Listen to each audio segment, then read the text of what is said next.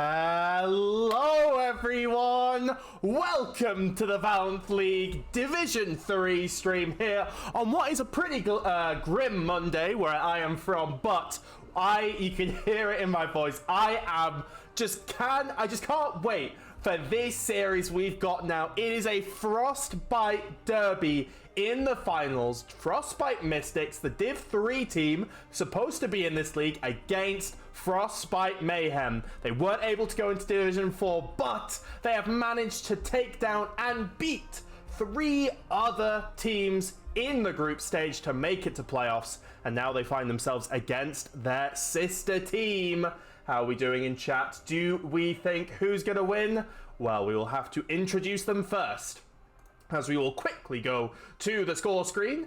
But too quickly, because we have 6 minutes before the game will start. Also, it is only me today. We don't have anyone else right now. There's been a little bit of a mix-up, so best of 5 is being cast solo. So Frostbite Esports says Frostbite will win, so that'll be good. Please, if anyone is in the VL live chat, the VL stream Discord, if you want to hop on, save my voice, that'd be really appreciated. But while we do that, we might have some people join in. Let us meet the teams. First of all, we have the bookies' favorite right now. It is Frostbite Mystics, with a very different team than you might have been used to. While it is still Robs and Penumbral Pumpkin, their captain, or former captain, in the top and jungle, Arigato will be subbing in the mid lane, as well as Andreas Claymore, a lovely voice actor that I keep meeting in TFT. He's a lovely guy. And Davey as well, no surprise there, with a 75% win rate. It's a different Mystics. It's one maybe different than if you watched the Quantify Force game all that time ago. And the reason they are playing in this quarterfinals is because if we go to the VL table, this is what it looks like. Gracelite Ruby were able to take second place away from Mystics, dropping them down to third. The result of that being that Mystics now have to play through the quarterfinals, and the winner of that will have to take on Gracelite Ruby. Quantify Force being the other one, they will face the outcome, the winners of 50-50 and Quantify Nova. This is a best of 5, folks. So this is going to be a long one, an intense one, a traditional standard team versus one that is anything but. And let's introduce them now for Frostbite Mayhem. We have Quackanuchu in the top lane, one of the 2 newcomers into Mayhem, and they have come with a absolute burst of energy. Crinzy, their captain, should be no surprise. He's been in VLDR, he's been in many things, playing a lot of Kane recently. Fallen as well, the duo of Quackanuchu. He, I believe, will be going in the mid lane, given how much Malzahar he has been playing. However, Edgarus, their player who's been here for a long time, he loves to flex things around. He loves to go mid lane. He loves to go support. You might know him as a former top and support player, but we will see where he ends up going. I have put him in the ADC, as that was his position last time.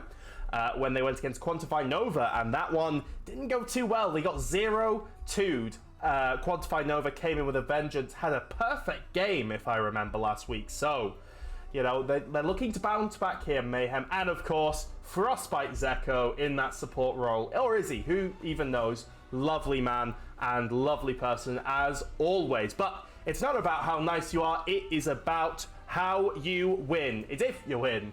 And yeah, a best of 5 means that there is tons of ability to come back, to sorry, I'm just reading the chat to see if we've got any people for casters, but yeah, a person who is always in the Quantified Discord, Deja Vu, been around a while, and yeah, let's just go into, I mean, we see our top picks. One thing you might have noticed if you've been watching before is that between these 2 teams, Andreas Claymore and Frostbite Edgarus both have the same played champ in that Misfortune, and that will be one of the picks to watch going forward. Looking at the the picks that can be contested. You know, Penumbral Pumpkin, he usually plays things like the Amumu, Jarvan. We've seen the Maokai and the Sejuani from him as well. Not really a carry player, someone who tries to farm and gank heavy, usually towards that bot side. And so that is also what Crinzy can do as well. He has also played the Jarvan and the Maokai before, and that misfortune, what this bot lane meta, what these first picks are going to be, is going to be super interesting, and what these teams are going to fight over. And if we look now, it is just a little bit of information. It will be Frostbite Mayhem on the blue side, so we're just going to swap them round. Hopefully that does it, and I hope I don't have to like copy and paste 60 different things, but we shall see. But going back to it, I mean, this could be a matchup, you know, of the ages. You know, it's Frostbite Mystics. They were very strong early season, and they still have maintained broadly the same play style, traditional, bot side focused. And sorry, I will turn down the music a bit. By the way, type in chat. I know that we're on a VL stream, but I can still see you guys in chat. Tell me how the audio is. Tell me how everything is looking on your side. And tell us who you think's going to win. And don't just say, let's go, you know, I think Frostbite's going to win. Like, yeah, good one. But anyway, back to Frostbite Mystics. They are a team that plays really solid, that plays traditional League of Legends, maybe for the past couple of patches, maybe not for the new patches, as we've seen some chaos in the LEC. Is it Mystics that are blue? Yes, it is Mystics that are blue, because they have just changed around. So we will swap them around again. Thank you very much, Frostbite Esports, for giving us the information on that one. But looking at this team of Frostbite Mystics, they are a very traditional team. Penumbral Pumpkin, very opportunistic jungler, usually with that high farm as well. Nothing too crazy on things like Kha'Zix or etc. But he plays solid. His foundations are solid. And he is going to maybe look to gank bot side, get that Drake prio on things like a Poppy jungle, you know, etc. And he's going to look to have a traditional standard jungle game. On Mayhem side, they have it all over the place. Quackanucha in this top side loves playing carries like that Aurelia that we see, and he's also been playing a lot of jungle, so recently, and not a lot of top lane, so we'll see how rusty he is if he can pull this one up. BIJU Fallen as well on that Malzahar mid lane, and the real question is, you know, Crinzy. He can go for this Jarvan or Maokai that we talked about in that contested picks to watch, or he can go for something a bit more farm heavy, a bit more carrying oriented, like the Kayn, like a Kha'Zix. He could really, you know, try and press for advantages more, get in the face of Penumbra Pumpkin, both captains going against each other here. And in the bot side as well, you know, there is a lot of chemistry between Edgarus and Zeko. Again, assuming that they are together, we could have a mix-up, so we will have to watch that one. But a lot of chemistry. They did get heavily beaten back by Quantify Nova last week. I think they went 0-12. So it will be interesting to see, you know, can they come back? But we are almost about to get ready into game. Make sure to go and follow the VL on Discord and give us a follow. Drop it in here, because we've got a hell of a series. Best of 5 between two teams in the exact same org, created almost at the same time. Frostbite Mystics, their history in VL last season, went to the semi-finals, but then got knocked out by the eventual winners of Fireflies. That was it. Yeah, I remember, by Elite Spider, Josh, who so that is going to be interesting. Can they make a better run this time, or will they get stuck in the semi-finals again, or even in the quarters? Anyway, I am going to say that production is ready, and we may be getting another cast up, folks, but for now, and Frostbite is going to advertise their one as well. That is more than fine, I think. I mean, I'm not a mod for this, so you can do it by my standards. But we are into game 1, ladies and gentlemen. Oh my lord. And it looks like Oh, okay, so technically, yes, that is all the names there, but it seems like they're in the order that they are in the draft phase, so that's fine. That usually is the case sometimes.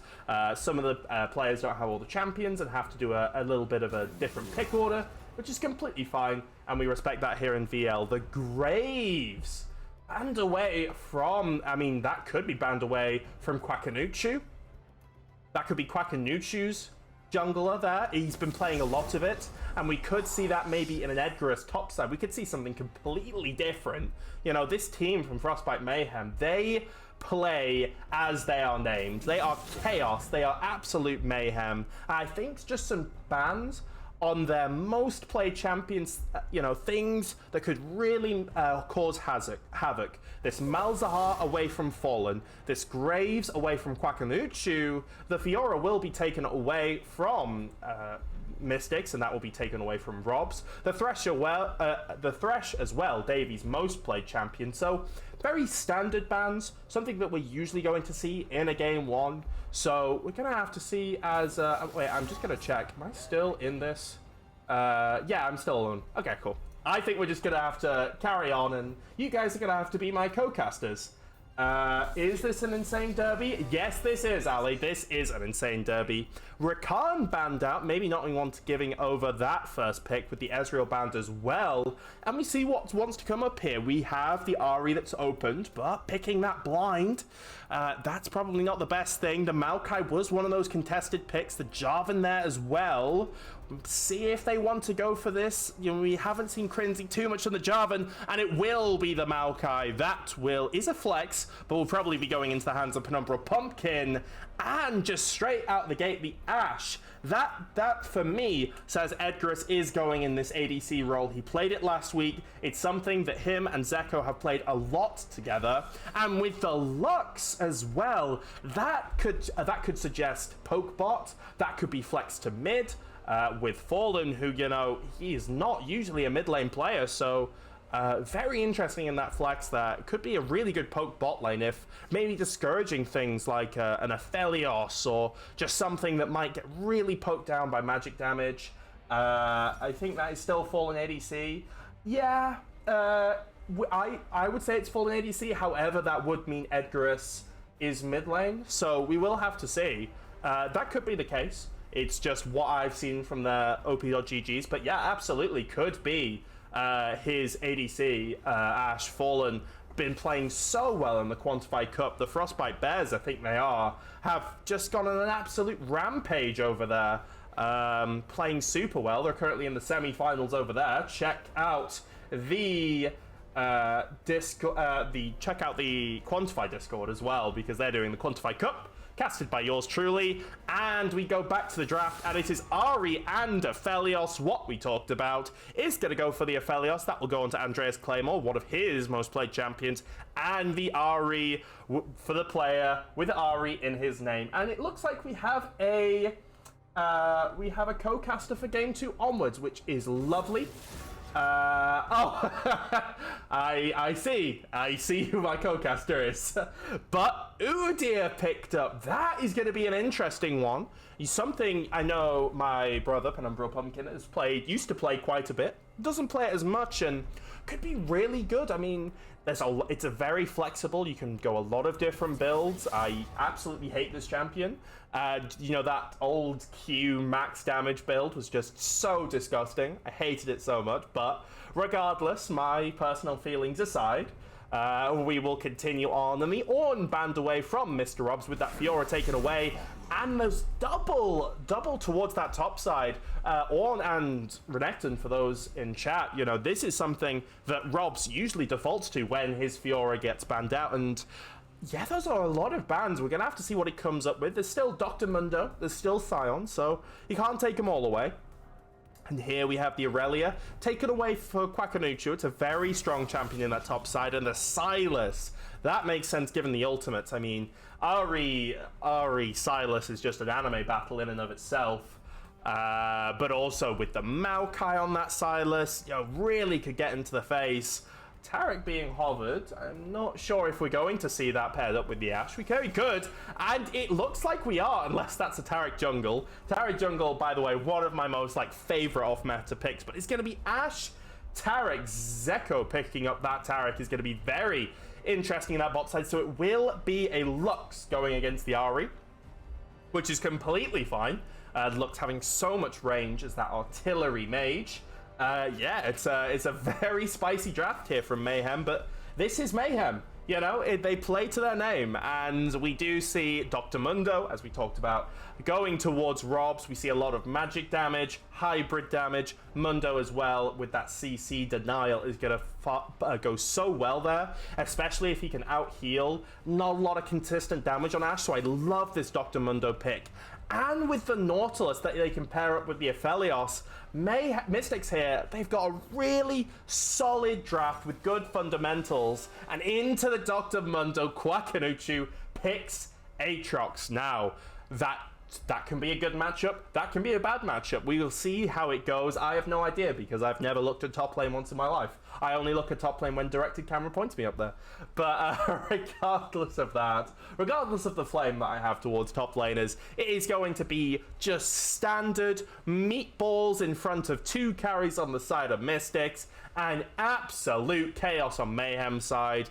It might be a little lacking of damage, however, their frontline tanks also do a bit themselves, the Aatrox, the Udyr, and a lot of protection, so it's going to be interesting to see who can get the push, who can get those early dragons, and will be able to just dictate an early to mid macro game, as we will have the 2 minute oh, sorry, it's not 2 minutes, it's 3 minutes. 3 minute timer, so don't expect to be getting any action right away. As I've just realized, oh god, I'm so sorry. I've been playing music over the top of the draft music. That must have sounded awful.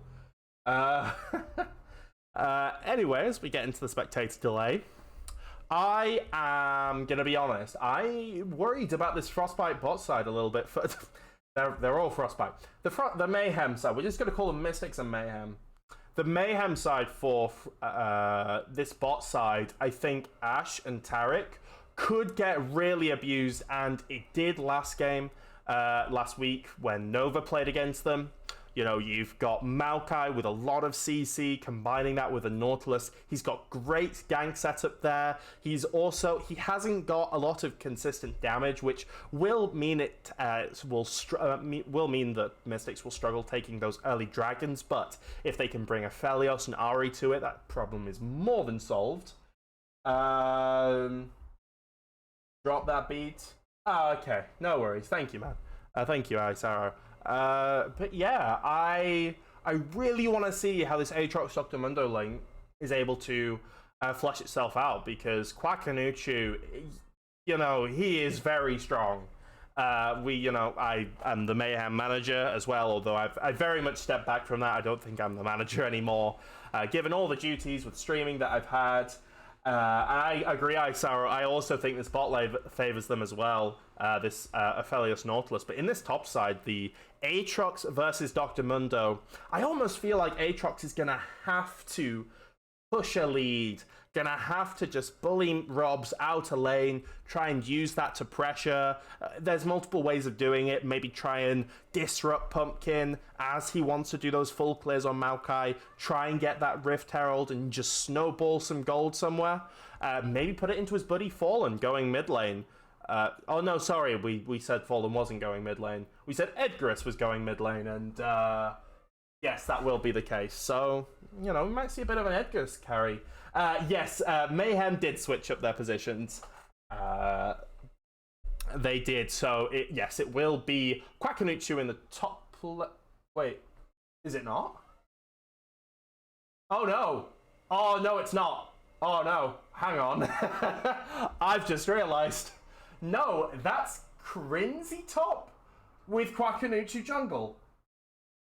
That's what I'm getting on the stream feedback. I didn't even see that. And Fallen is playing Tarek. What? I can't see it on Spectate, so I've just had a look at my OBS on my other screen. I'm like, wait, what are these names in these different positions? We'll have to see if they all do line up where they are, but I'm gonna trust stream on this one, and Oh my god, everything's changed now. I have no idea what's going on. Yeah, Crinzy going to the jungle. I mean, we did say the Quackanuchu, you know, he's been playing a lot of jungle. That's why the Graves was banned out. And yeah, they might have submitted it like correctly. I just always think, because I know some teams put their captain first and then the rest of the roster, and then some teams like have the whole roster just in position. So when I saw Crinzy in the first position, I was like, oh, it's just going to be, you know, Crinzy there. But no, we are actually getting Crinzy in the top lane. Or Crinky, as some of his peers know him as. He's going to kill me for that one. But we are now just about to get into the game. And the in-game overlay is on. So hopefully that will appear soon, but regardless, we can still all see the screen. We can still all see what's going on, and yeah, we now get the confirmation. It is going to be Zeko ADC with Fallen as support, followed by Edgarus on Empyrean Lux in the mid lane, Quackanuchu jungle, and Crinzy top lane. That really does change it all, because now I really want to focus on this jungle matchup. Also, when did Pumpkin get DRX Maokai? Well, he's got DRX Maokai. That is a hell of a skin. That is an awesome skin. But regardless of that, we are into game. And yeah, I now actually really want to focus on these junglers. A very fast clearing Quackanuchu. He is very good. He is platinum. And he really has put Mystics, you know, he's really lovely in comms, and he can really push his advantages. And I've just realized I don't even need to sync up with another caster, so isn't that lovely? But regardless, we will get back and we will zoom out and we will get onto the rift, and you guys can all see anything, so Steve-O doesn't have to scream scene at me, which is always a positive. And no one really cares about us. I care about you, Ali. I'm sure you will shine, but back to the game. It is actually quite a bit aggressive on the top side, just wanting to see where Pumpkin might be starting, and I like this, as we will just swap around the lanes, as yeah, it has been a bit messed up, but regardless. Yeah, I really like this. I would love to see Quackanuchu. We can scream at you for scoreboard order. Thank you, Marathon. Thank you. I'd love to see, you know, is Quackanuchu, is he just going to go for a power clear and try and, you know, gank this bot lane? This is where, you know, I'd say two of the better players, you know, Zico and Fallen are, you know, with Quackanuchu, so maybe just going for a heavy bot side meta. But then, who knows, you know, Quackanuchu could really get in the face of Pumpkin here, because he should have a pushing mid lane with Edgarus on that Lux, that range advantage. Crinzy might have a push as well with a Bruiser into a tank, and if that bot lane, if Aphelios can't go in, he might have 3 pushing lanes and could team up with Fallen, his buddy. You know, there's tons of ways they can play this, and I think that's why they've had this combination of players, because they just wanted to have, you know, a good synergy, places in the map that they can focus on, and you see that in the start of his pathing here. Quackanuchu and also Pumpkin, for that matter, starting on this top side, and so they are clearing a little bit differently. Udi is starting on the solo Raptors, going a triple camp to the top side. You can back and just go straight for shoes, or this used to be what you did on Dr. Mundo jungle, actually, I remember doing. Also on things like Shavana, but Davey wanting to go in it himself. Andreas Claymore trying to go the stun, misses from Fallen. A lot of damage down as Davey gets taken down to half health, but Zeko goes down lower. Good trade on that bot side, as it will actually, so Quackanuchu, he did that full clear, maybe just wanting his lanes, you know, not wanting that leash. It's very easy to do. And then we'll be just sequencing bot side, so it'll be interesting. Another way of thinking about that is saying that when you clear your Raptors first and then eventually your Krug second, what you are able to do is you're able to buffer your camp tiles. It's big damage in the mid lane there. you're able to sort of sequence your camps so that if Udyr stays around bot side and then wants to clear back from bot to top, he has it in the correct order, so your Raptors spawn and then you go up top to your Krugs. But you don't want to hear me talk about nerdy jungle stuff. You want to hear me talk about League of Legends. And right now, Crinzy taking a lot of damage on that top side. But the junglers are just about finished with their clears. Roughly about the same speed here. You know, almost going to be ending it at the exact same time. And they are going to be contesting it around, contesting this bottom scuttle crab. It is the Mayhem jungler of Quackanuchu getting there first, so Pumpkin won't be able to go for it, but what he will have is he'll have a pushing in Mayhem's jungle, and they do sense this here. Yeah, Zeko flashes out, but Davey is flashed in himself. The hook lands, Zeko going down, and it's first blood already. Quackanuchu's here, goes popped, ultimate popped as well. They're low amount of damage, but there's just not enough right now. 0 items, that does nothing, as one kill over to Felios is a 2-0 Mystics on the board. And I'm gonna have to keep talking. But yeah, it was just a good play. You know, Quackanuchu, you know, he was in the area getting the scuttle crab, but Pumpkin is able to just get there first, and they caught the Mayhem bot lane just trying to push out. A good flash from Davey, just starting off that fight, locking up Zeko, and 2 kills, you know, on a bot lane where you were trying to path around as Quackanuchu. Will go back, is maybe going for the AP, going for that demonic embrace. We'll see how this build overall affects it, but he does have a little consolation getting that double crab. But yeah, right now we'll just have a little look at the gold, how that has affected it. It's a 1k gold lead so far, and it's a little lead in the jungle and in the bot side, a little lead as well for the Ahri, who's just managed to get herself just a good advantage, just a little CS advantage. And yeah, it was greedy from Mayhem, and yeah, they just caught Pumpkin just with a great timer, and was able to punish very effectively. Now in this mid lane, we do see the Davey on this Nautilus just hovering around. Fallen, you know, got that control ward in, and he will destroy it, just making sure that while Ahri is pushed it, while he is trying to accelerate this lead that they're building in the mid lane, just not getting ganked, having someone there to shadow. And yeah, double buffs on her Felios as well. That's going to be so huge going into this game. But yeah, let's look as well. I mean, it is not all bad here, as we do see a bit of a trade here. Zeko going in and Fallen as well. But there is an item advantage here for the side of Mystic Spotland, so they will be able to trade decently back into that. But we do see a little bit of a CS lead coming out. You know, it is sort of one camp ahead for Udyr, as he was able to get that double crab. And Pumpkin having to cut his short because he really wants to focus on this bot lane. And yeah, Fallen again. This is the same exact thing on this bot side. Quackanuchu is here as well. Fallen is trying to get out, but Pumpkin will root him out. And Arigato is already here, using the Spirit Rush to try and get as much damage down already. Quackanuchu goes down, and the same play happens again. They are able to get one back, but Quackanuchu just not getting there, just not getting the damage down, and Pumpkin is always there. He's just exploiting the spot lane push, and again, a little sloppy from Mayhem. God, it's gonna be so annoying with their names going together.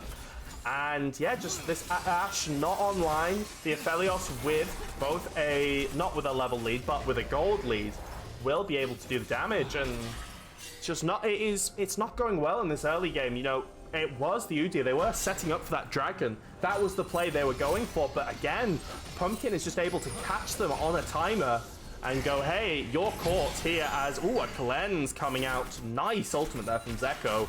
Will mean Andreas Claymore only has the flash. Zeko actually going really ham here, and we will continue to look at that bot side because down there it is a 3v2 as Pumpkin is here. Once again, Zeko will not take a side power shot. Actually, will survive. Actually gets a shutdown onto the Mystics jungler. Just not having the damage, the poke, and the trades they were able to get onto Aphelios meant that a good shutdown coming onto Zeko as he's looking to build a CS lead and a gold lead now coming back from there. And now they're dead even, so that is going to be really good at plate. Certainly nothing you definitely want to take. Hello, Matt. Hello, my fellow gamer. It is lovely to see you here. Topside as well. Quackanuchu just trying to take as much, but Penumbral Pumpkin has the smite and will just take that one out. Send a sapling towards him, saying, get out of my jungle. And we'll do it. And he will have to retreat. Udyr on quite a bit of a CS lead here. It is, it's about 4 camps right now, give or take. And yeah, Udyr, he's got so many camps up as well that he is just able to sequence a lot better and just be able to power farm. I think this could be really worrying for Pumpkin. We actually see a little bit of another Quackanuchu looking to see what's going on. Clearing out some vision. If I was Pumpkin here, I'd just go straight to my bot side. Just say, hey, maybe we don't contest this, but they are going to. They feel like they have the Ahri and the the Maokai here, but what they might not know is that Fallen is here as well. They've actually moved the support up here. Although Davey has responded as well. There's 4 members here right now, but they've seen how much, as Nashult lands from downtown, they've seen how well Mystics Mayhem have committed to the play. They were there, and they had set this up earlier, and they've got to give it. They're going to trade for the Dragon. We'll see if Mayhem want to respond or just let them have it. They are starting it now, but they are coming here. Arigato is in the bush, maybe looking to get a nice charm down. Charm onto Edgarus is a really nice engage. Ultimate lands onto 2 though, and Davey is blown up. Pumpkin is low, but Arigato chasing his mid laner. He will take down Lux, but 1 will go down already. The ADC's fighting in the bot side as Zeko will 1v1 his lane opponent. It's Mayhem on the rift, and it's 1 going towards Frostbite Mayhem. Zeko getting low, but Ahri will get lower shutdowns across the rift. And both of these early objectives, the Dragon and the Rift Herald, will go towards Mayhem from some very good team fighting, some very good calls, and turning that 1k deficit into a 1k gold lead. So certainly something right now is I'm gonna have to make my posture a little better here if we're gonna do this. We've got a Mayhem fan in the chat. Goofy, it's lovely to see you. And yeah, must be happy with that win. We'll see where that gold has landed. And yeah, 500 gold lead already in the pockets of Quackanuchu, who's just been farming a storm. And being able to get those shutdowns that kills gives him 150 gold bounty. The Lux also suffering a little bit of a deficit, 800 gold, and the little advantages around the map. So it is close. And Arigato, his Ahri is in the name, and something that, he could look to push these leads forward a bit more as we go into sort of the mid game. He has that Dark Seal as well, so that he wants to scale, and we'll see if he's able to do it. Already building up a healthy CS lead.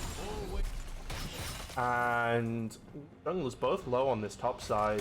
Right now, there's not much just power farming, just trying to get as much down. Udyr pings for a little play. He says, look, Mundo's low. He's going to want to back. And we have the vision, so let's take this crab. Maybe he wants to invade. Maybe he just wants to shadow that top side. He will be going in here. And the response from Pumpkin, maybe a little bit of a lane gank, as we'll be looking for something. Actually, the ultimate will come out, but he predicts it wrong. He believed that Fallen was in that bush as Fallen pings the Maokai ultimate. Believes that Fallen was in that middle bush, but he was not. And the call was off. That's a big ultimate down, and he is punished for that. Quackanuchu taking the topside jungle, all of Penumbral Pumpkin. And yeah, that will be a very big, misstep. Edgar's taking a lot of damage though on that trade.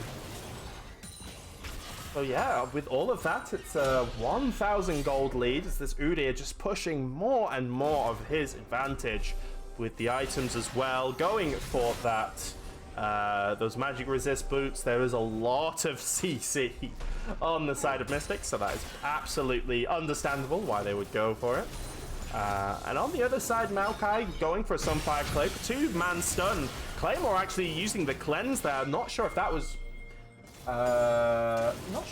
useful. No, that was the call of the jungle, I can tell you that much. Well, there we go. But we will have to see. But a lot of pressure towards the spot side. And if you can see on the map, 2 of the members of Ahri and Maokai are collapsing in. Zeko is here, but the Ahri is going there. The charm is wide, but it is 4 versus 2. Fallen is going to try and flash over the wall, but he cannot. Mundo TPing in as well. This is a heavy commitment by Mystics. 5 members down, a shutdown going to Mundo, so it will be useful for him. And actually the Rift Herald is popped here by Kwakanuchu. Maybe forgot to use it, maybe just wanted to stop anything, but that will be Rift Herald used there, and he will not be able to find any gold or any plates with that one. So as I will just adjust my mic, apologies, and actually Kwakanuchi gets rooted up. He will get stunned, he'll get rooted, and he'll go down. The Crumbs deals so much damage. And oh my lord, it is back and forth here. Now 100 gold in it. As Mystics, they're stopping the bleeding. The momentum now shifting towards them, as it's a tough one. I like this lane swap that Mystics have called, putting Arigato, the ranged laner, into Aatrox. He will be able to get a lot more damage down there, maybe a little safer, as well as Mundo. You know, this Lux has not been doing the damage that she needs to, not been landing the skills, and then into a lane where Mundo can farm up safely, where he can affect the map a bit more. I can really see this being just adding more pressure to this map, but we shall see. As right now, Udi is sitting at a 30 CS lead. That is incredible. Actually going for a little bit of a play here. Andreas has red and white, green and white, and that means fight, folks. Doing a lot of damage towards Fallen. Has to dodge away from the Q, and will do so.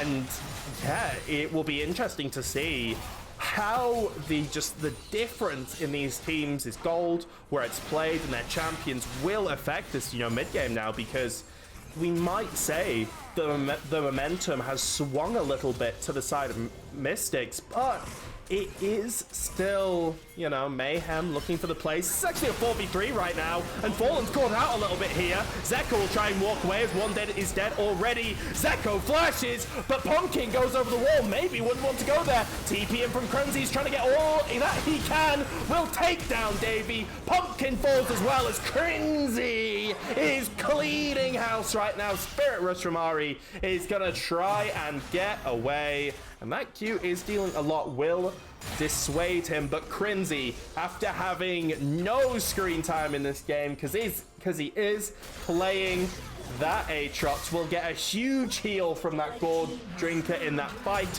A huge play for Mayhem will bring them back into the game, and 2 dragons now. The dragon stacking not on the team that I thought it would be, just the product of 2 great fights from Mayhem. And now very much, one more dragon, and this is Dragon Soul. The dragon will be an ocean, so the regen on things like Aatrox, on this it's Udyr. That's going to be really helpful in these fights, just surviving the damage of this Aphelios Ahri. But we have this second Rift Herald that's up. Both teams positioning around it.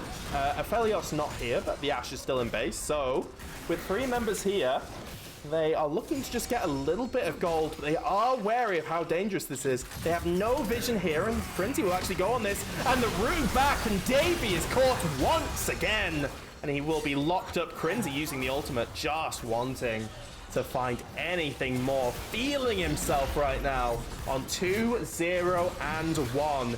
He is punishing. He's really had a big impact in these past couple of fights. Zeko actually getting quite a bit of damage down. Will have the damage. Oh, but Andreas Claymore using the ultimate. It'll go down to the wire, and once again, the 1v1 is won by Zeko. And that is going to be huge. Gets free push in that bot side. Will force the Ahri to respond.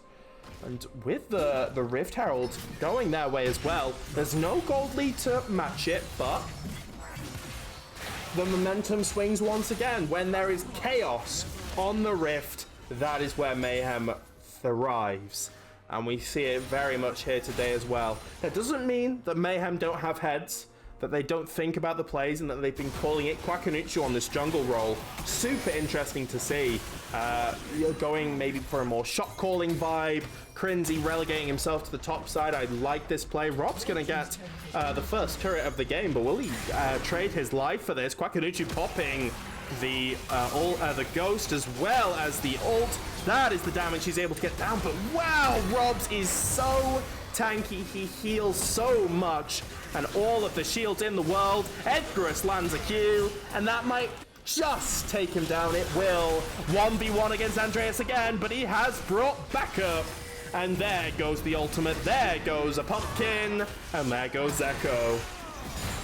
A shutdown once again. Honestly, I should contact, so many shutdowns this game. Stormzy would be jealous. It's ridiculous. And yeah, just the gold going back and forth. A little bit of a gold lead here is looking at this top side. They're able to get 2 turrets with that Rift Herald pop ultimate in the mid lane as well. Fallen keeping his brethren alive. A very split map here. Ari actually trying to look for a lot in there, but we see Pumpkin now backed and trying to get on it. Ari in the mid lane getting a lovely kill onto Fallen, who is low, already popped the ultimate. And it swings back once again. This is going to be, it was a really good play on that top side from Mayhem, getting those 2 towers. Really allowed to, now swing that pressure bot side, get those waves fixed, and then pressure that bot tier 1, that mid tier 1. You've got no towers top side, so you can also go for some vision plays. This Mundo very lonely on that top side, but that was a lovely Herald Goofy. It was just got all the value that they needed. Saved the wave. 2 charges as well. Sorry, 3 charges. As was able to land onto the inhibitor turret as well. But 54 seconds to the Dragon. The Baron has now spawned. None of these teams probably looking to take it right now without some godlike of a fight. And they're looking to position. They're looking to try and get as much space, vision, and pressure. See what the other team is doing. Edgarus up here in the top lane, just trying to clear the wave at a distance. Not really looking to fight the Mundo as Davey walks in. Davy's looking to fight here, and Davey will land a hook. Has he gone too far once again? He will get attacked, but here comes Ari in the mid side. Ari will go down. Crinzy is so massive on this Aatrox, and Mr. Robs will join in. It is a 2v3 right now. TP from Edgarus as well. Pokin runs for his life as now Mr. Robs has got it all to do. Crinzy is so big in these fights. Ultimate lands on 2 from Edgarus as Mr. Robs runs away, protecting the president of Andreas Claymore, but it's a 3-4-1. Crinzy goes huge, and it is sole point now for Mayhem. They have been fighting these incredibly. Crinzy, the GOAT of top lane, playing so well, healing for an tremendous amount with that ultimate plus Gordringer combo, is just able to buy so much space, do so much damage. Yeah, this is what a Frostbite derby gives you, man. Gives you, Goob, Come down, stop playing in Div 2. Come down to us, And yeah, the Academy team beating right now the main team. However, we've got a long series ahead of us. This is a best of 5, and we will have to see, This is not good omens, by the way, for Quantify Force, because they might be going up against their Academy team. So we will have to see if that lands. But right now, Davey landing a hook onto Edgarus, waiting for the Maokai to come. But the Maokai is just a little bit too far. Not able to follow up on Davey's engage. And will take a bunch of damage for that. As Baron still up. Dragon in 4 minutes. And you've really got to look towards these towers. You've got some good flank angles here. It is Fallen just looking to see where is Pumpkin on this top side. But right now, 4 in the mid lane. We're going to be expecting Crinzy going bot side. There is a juicy tier 1 tower there. And they're going to see if they can go and get that. See if they can get a bit more gold onto this Aatrox, which if we look at the gold lead, almost 1,000 gold ahead in that top side. You'd actually expect it to be a lot more. But I guess I have no idea. Maybe there were shutdowns. Yeah, Mr. Robs did get a shutdown. I remember that. It was his TP bot side. So, doing a lot of work there, but it is still a 1k gold lead in the jungle. 2,500 as they're farming from Udyr. 64 CS, which translates to like 16 camps ahead. That is insane. That is so good as CS goes, especially with the impact that he's been having already. Nice bit of poke coming out, bit of range, but will be answered by itself by Mystics. So also just a quick look at this gold lead. It's very even on the bot side. Still don't know where that's going to go. And yeah, Ari still holding that small lead, but it's the top side of Mayhem where those leads can be found. And we'll see how they want to pressure that. You know, it's not like a bot lane where you've got strong mid pressure, because you've got a strong bot lane. You always have to push and then, you know, swing that to your Baron, swing that to your Dragon. You know, a top laner who's strong is going to be, you know, you're going to have to be playing around the side lanes. Your jungler is going to have to really position very well, get that vision down, and know where he's going to be needed, because without him, Mayhem just don't win these fights. So, we'll see how that goes. You see some vision being contested over 2 minutes until a potential soul for the side of Frostbite Mayhem. So you will know that Pumpkin is going to be pinging that one out, going to be saying we cannot give this one over. But it's a double-edged sword for Mystics, because they can very much turn onto the Baron and say, hey, look, if you want to stop our Dragon, we can go for the Baron. And they're setting this up now. This vision control that's coming out is going to be, actually, they're straight up starting it here. And they will be aware of this. They do have a little bit of vision, do Frostbite Mystics, so they are coming into the area. 9k health on now, but they look to turn. Ultimate from Tarek, David getting very low. TP coming out from the Maokai. It's 4v5 right now. Mr. Rob's trying to do as much as he can. Crinzy coming in, and Fallen goes huge as well. 2 down from the side of Mystics, and 1 alive. Zeko has gone down. Edgarus will fall to the Baron. Mr. Rob's going huge, but Crinzy going huger. That's not even a word. 3 for 3, actually. 3 for 2. It was right in the beginning. Mayhem getting the better trade, but 2 junglers alive. I know Pumpkin does his smite trainers. I know he can outsmite some of the best junglers, and Mayhem won't want to give him a chance. This guy with the smite is unbelievable. Turning away from it now, as they will be trying to lock up Arigato, straight up going off the Baron, but they will not get it. Crinzy on the backside will not be able to chase Pumpkin, as well as it was a bloody fight. They did get a kill, but Mystics do stop the Baron. However, all that time, all that space, you know what that has done? It's dragged in 15 minutes now. As I see, we have a lot of Crinzy fans in the chat, and now you've got both dragons up, and you've got the Aatrox. He was on the top side. You've got this dragon to play around, and you to be fair, you do have a lot of vision on that Baron for Mystic, so you do know that this is probably going to be Quackenitude on this dragon, which he is already starting up here. Davey gonna have to walk in. Davey trying to find a hook, and it will land onto Zeko, actually. Charm will be blocked, but he will be blown up. Andreas going in the backside, clones used, and he will try and have to do all the damage that he can. And it is going well here so far. Crinzy has joined the fight. It's raid boss mode right now. Can Andreas get through the people? But he gets taken down by Crinzy. It's 4v5 right now. It's a 4v3 now. Rob's on the backside trying to run away. Arigato and Pumpkin get slowed up, and they will be taken down. Ari down, Pumpkin down, and it is Crinzy on the top side just zoning away the Mundo.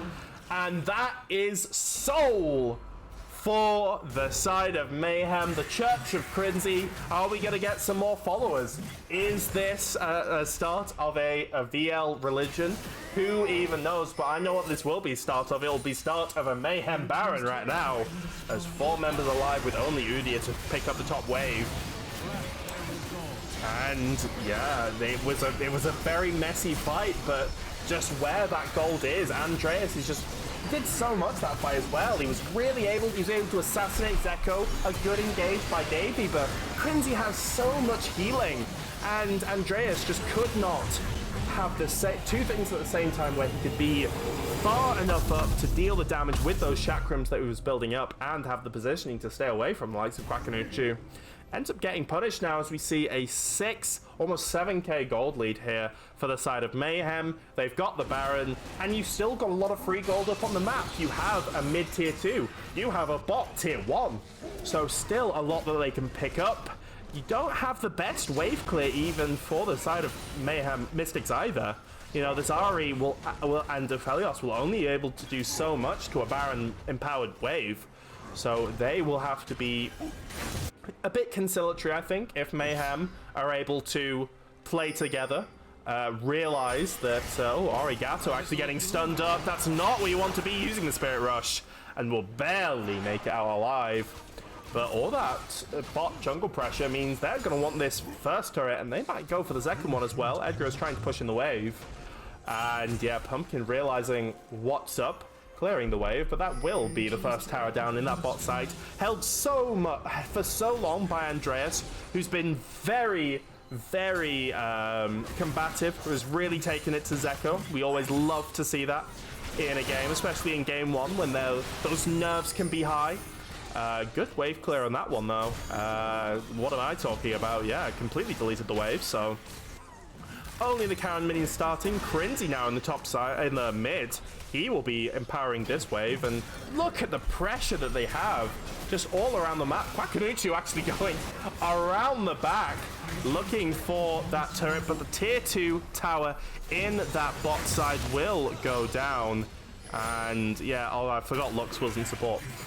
Lux and the Ashe will take that up. Zeko and Edgarus, the duo of friends, the duo I can never get rid of. Fallen actually trying to get the heal. They will start this play underneath the tower, and Fallen with the ultimate on Quackanuchu. He is looking to go ham, but the ultimate will fall off, and that's 3 towers so far. This is going really well for the side of Mayhem. A good ultimate from Andreas, but it won't land on anything so far. And they've still got wave. They've still got a Baron, folks. It has not run out yet. And there are 5 members here. Members had to go back for healing here on Mystic, so they will push it in. They're looking for an inhib, and they will get that one as well. Arigato having to use the Spirit Rush to get out. And just dominance here. It's a very short-range comp here for the side of Mystics. They're not able to walk up, especially with this gold lead that Mayhem have right now. That's 2 inhibitors. Ultimate pop from Crimsy. Robs tries to frontline, and a beautiful ultimate from Edgarus takes out both Robs and Andreas. That's a lot of damage down. Quackanuchu smells blood in the water, wanting to go in, and Davey gets locked up. He gets pulled back by the infernal chains, and Maokai will go down as well. Pumpkin goes down. It goes godlike, does Crinzy. The Church of Crinzy in chat, and out in force for his supporter as Mayhem take the first game. Wow, that is absolutely incredible. Of course, and Crinzy goes godlike as well. I mean, come on. It couldn't be more scripted, but regardless, it was an incredible game, and not one that we were expecting. Mystics are the bookies' favorite here, and with that win, it maybe makes it a little more contentious. But alas, this is game 2, and I think we will have a little bit of a special guest. Maybe coming in. Yes, you are playing ADC, Zeko. Thank you very much. Yeah, nothing much we could do about it, because I just didn't know what was happening. But yeah, Zeko on ADC. And it will be Fallen in the... Yeah, Fallen in the... No. Fallen in support. Edgarus mid. And then... yeah. They're all playing in all the stuff. And yeah, Mystics have not been having a good time, James. James being James Jetski, not James being Penumbra Pumpkin.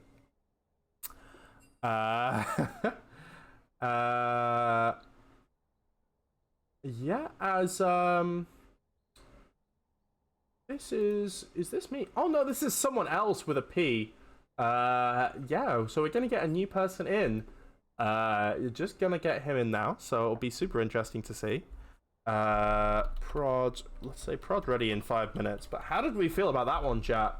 It was a very contentious game, as we do have a new person who has come. Hello, my caster. Introduce yourself with your name, and thank you very much for being here. Hello, Powerfruit. Oh, hey, Farfruit. Playing currently for Graceful Ruby. Oh, yeah, I think Grace it's Ruby. Light. Grace Light, yeah. Hot day. Yeah, and I'm the jungler there, and I was allowed to join you in the cast. Thank you very much, because my voice is already feeling it after game one, doing all that. But yeah, so the fun thing about this is that I think Powerfruit is whoever wins this series will go on to face your team. So there's a lot for you to watch here as well. Did you watch that game one?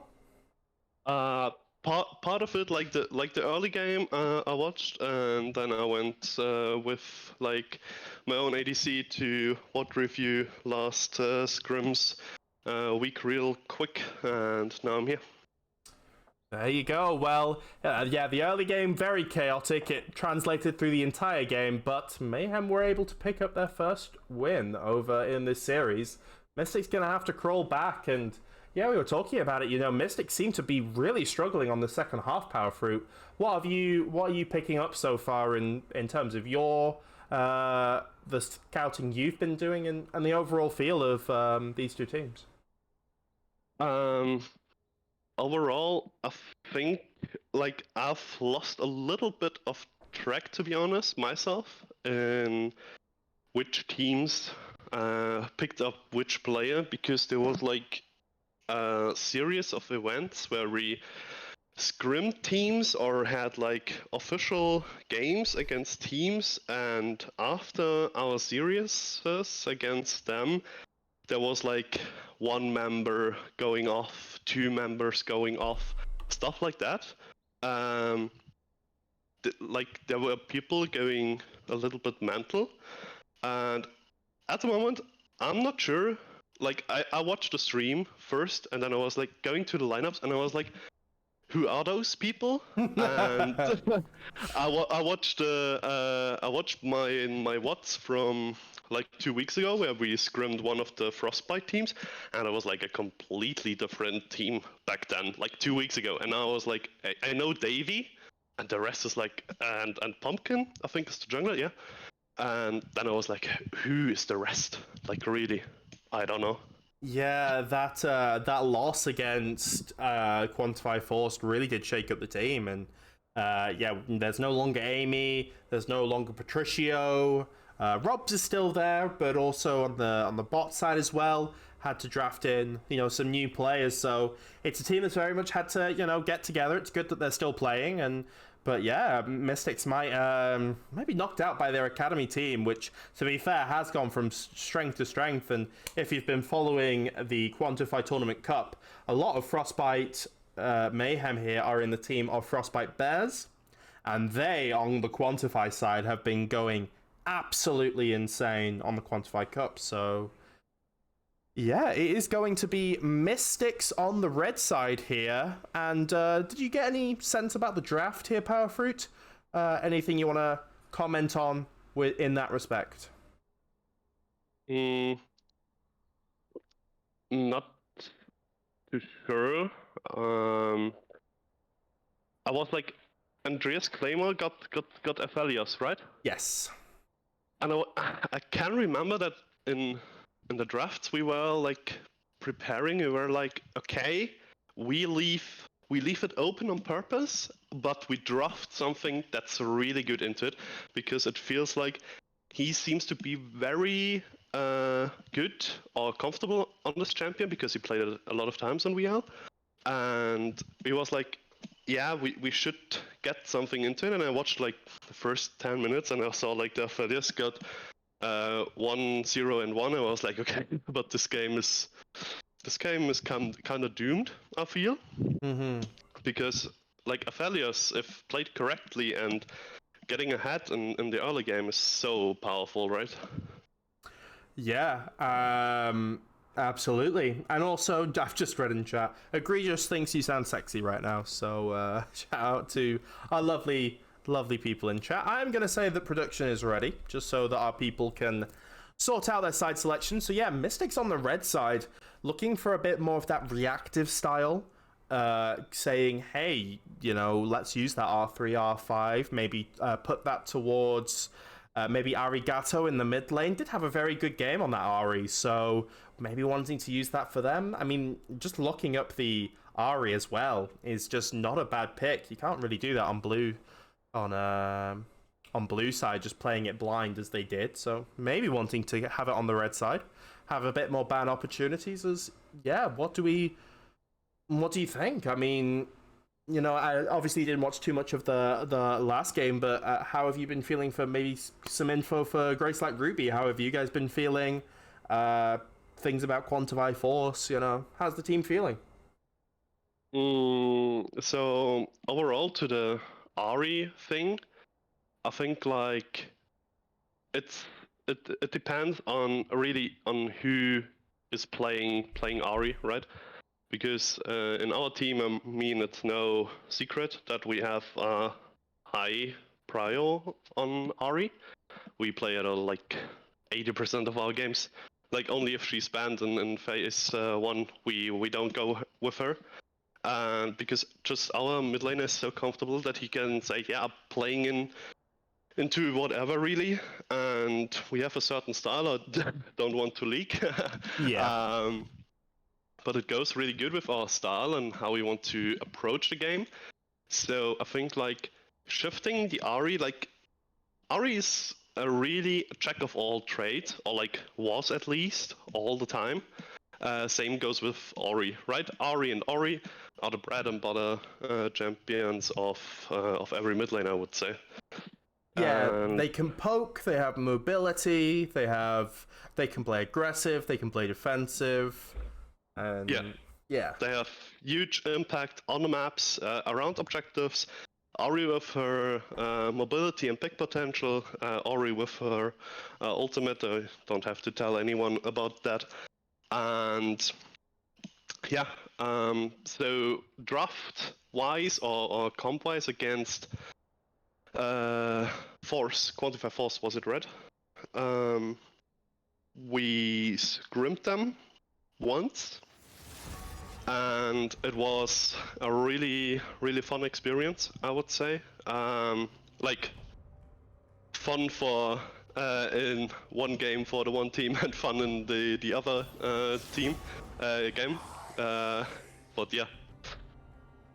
There you go. I can't wait. If it is going to be a Grace Light versus Quantify Force matchup, I can't wait to see how that one goes. But we've got a draft in front of us right now. This is quarterfinals, and we see the Thresh banned out once again from Mayhem. The same denial going towards that bot side, and we see the Taric banned, really not wanting to get who played it? It was BJU Fallen. Yeah, getting on that. So a very dramatic shakeup of bans here from Mystics here. Yeah, I think like the Thresh ban against Davey is a given, I would say. If you look at his OP.G, it really gets clear. I think the Graves is also against the shaking up roster from Mayhem, right? It's against the jungler, who's like not in the lineup at the moment, like as jungler. Fiora also very good ban, prevents from split pushing, creating a strong 4v4, and then have Fiora in the side lane. Fiora is known to be one of the best side lane threats in the game, and then banning the Malzahar as denying press R and win. Yeah, your mic has gotten a little bit hazy, so just letting you know that one. No Aphelios ban again, as the Kaiser is the first pick here. Will be answered by the Misfortune Jarvan on the side of Mystics. I feel like they have a lot of straightforward, simple comps. Press R, engage on that 5v5 with those ultimates that compare so well together. I still like this draft so far. I think Misfortune, especially for Andreas, another champion that they've played so much, is very good. Will deny the Leona away from Kaiser. And it's how do we feel this draft is shaping up here? I got the real PTSD from seeing Misfortune Jarvan, because that's what we also play a lot. It's a classic press R and win combo, or like you at least try, or in theory. The thing is, with Jarvan picked up that early, you need to have follow-up engage, because if you're the sole engage as Jarvan, there are times where you like, that's not really good, but with the Rel rounding up, I think it's really good. Yeah, having this. Misfortune Rel as well, such a strong 2v2. Going up against a Kaiser, Leona, I feel like that is going to be a bit more Mystics favoured. The looks for Edgarus, it seems like it's going to be his comfort pick, that they're going to be locking in pretty much blind. They just want him on a champion that he is comfortable on. Again, formerly a support and formerly a top laner. He's gone all over as Edgarus, and he's still with the team, which is lovely to see, and he played pretty well. He got some really nice Lux ultimates out there as well, but as expected, those are some very two predictable bans. Ari banned away for Mayhem, and that Aatrox that went perfect game. God Crinzy's Aatrox, it will no longer be seen. I mean, banning Ari against a guy named Arigato is like a given, no? At least in second rotation, if you don't have any priorities. The Udyr ban is really interesting for me to see, like in terms of scouting, because I've seen he played Udyr last game, and yeah, so they actually giving him respect. Renekton also very good ban, very strong at the moment. Lane bully as in the books, and if you can play him, then is like even LEC pros have their troubles finding anything good against him, and the Rise is picked up. That's very interesting. Yeah, I don't think we've seen a Rise yet on the VL broadcast.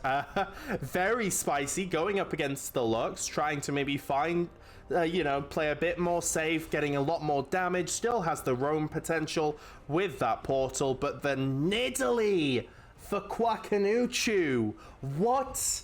That is a very aggressive AP jungler looking to just invade, match the Jarvan, and, I think this could go really well into Pumpkin, because I've never seen him do well against a Nidalee if she knows what she's doing. The Gnar rounding out the comp here. That's really, really spicy to see, like having the Nidalee there, because she has so much setup with the Leona, with the Lux, and even with the Gnar. Like, they're guaranteed spears if you can coordinate it well enough. And Nidalee known for being aggressive into the enemy jungle. I don't know about her clear at the moment, but she's known for being very aggressive into the enemy jungle and stealing away their camps, because she has a higher clear speed and stuff like that. So it will be really interesting to see what Pumpkin can do against those invades. I would say ward your entrances, track the Nidalee, and then be good. Yeah, well, it's one thing to say it, though, as Quackanuchu went so crazy in that last game, getting a 64 CS lead at like 20 minutes or something. The Jack's picking up against the Gnar, so it's going to be interesting to see what the Mystics top laner can cook up. Rob's going on a bit more of a Bruiser-esque carry, a bit more towards that late game. But yeah, I've not really... We're definitely seeing a sort of similar type of comp here from Mystics. 3 melee champions, usually with a lot of health. One of them can be a bit more bruiser, a bit more damagey, and then 2 backliners. it's very predictable. There are variations, but on the side of Mayhem, I mean, what would you even call this draft? Like a dance comp, a go ham comp? What would you? What's your draft analysis here, Powerfruit? I think like Mayhem's draft is very one-dimensional, I would say. It's the nature of Gnar. If you have the rage bar filled, you have only a short period of time to find and engage on an objective. So it will be on Crinzy how he's managing his Gnar rage bar. You have a lot of like pick potential with the Lux, with the Leona, with the Kaiser follow-up, with the Nidalee spears and stuff like that. So it's a very difficult draft, I would say. Like it's not that easy to play out. If it works out, this draft can be really huge because it has a lot of range with the poke of the Lux and the Nidalee, and then with the engage of the Gnar. It's very difficult, as I said, but I think it can work. On the other hand, we have like the Mystic draft. I think they have had a good core and then went a little bit off-broad with the Jax pick here, because you have like a very strong 4 versus 4, and having like on red side you have the counter pick, right? And the enemy team wants to play most of the time a 5v5. So the Jax is really on duty to be ahead, to go into the side lane and do something, because if he can't do that, it will be rough. Maybe with some cheeky Rise ult plays into the backline, I don't know. But I think like it was a good start, and then a little bit weak after that, to be honest. Yeah, we'll have to see how this plays out. You could very much see this as a split push comp coming in from Mystics. I mean, the champions in terms of 3 heavy melee and 2 backline are still the same, but something with like a Rise Jax, and who is your answer here? We saw Edgarus, on that Lux, but Lux really isn't a very good, split pusher, or does have the range, but against a Rise, against a Jax, it's even this Gnar also, if he falls behind, it's going to be very difficult to answer this Jax. So solo lane pressure here could be really huge for Mystics, but of course, we've seen how Quackanuchu and Pumpkin want to play here, Powerfruit, and it's very much towards this bot side. How do we think about that, and what are your predictions for this? What are your predictions for this game? Who's going to win it? I hope that Mystics will get this game because 1-1 is really good, and then we have like a direction of how the game or how the series will go. Like if the teams say, okay, it will be the team fight comps, it will be split push comps. That's the fun thing about like having a best of series, right? That goes a little bit longer than just 2 games. Because most of the times in WL we have like a 2-0, right, all the time. Mm-hmm. And now we have like at least 3 games, and there can be adaptations in the draft, and that's the cool thing about it. Yeah, so I would hope that Mayhem with Andreas Claymore will get the team. Like I reference to it as a red side from now on, because I'm so confused. Yeah, it'll be super interesting to see how this goes out. We do have a pause, which is nice because it means we'll both be synced up on our recordings. But it seems like the ADC of Zeko on that is he Dutch or no? He's American. Yeah, he's American, but is he living in Germany? I forget what Zeko is. Anyway, he's got Wi-Fi problems nonetheless, so we will be waiting to for him to come back. But as of right now, we anything you want to talk about is it could be towards this game. It could be what you had for tea. Honestly, I love these pause timers to just relax and talk about what we want to talk about. So, what do you want to say, Powerfruit? How's your voice? Like, how's my wife? Your voice. Your wife? Because your voice. I don't know what you're saying. Sorry. Your speaking ability. Oh, right. Oh, okay. Yeah, we both sounding great, and you sound great, and we'll actually one thing I will need to do. I've forgotten. I need to jiggle this around because once again the players are not in the correct spot. There we all go. Zeko is Portuguese. Thank you very much, Maritan. So yeah, the Portuguese internet trying to sabotage him, but we will get into the game. We have the spectator bug, which will just pauses again after the game, but it's the same on both our sides, so we should all be synced up.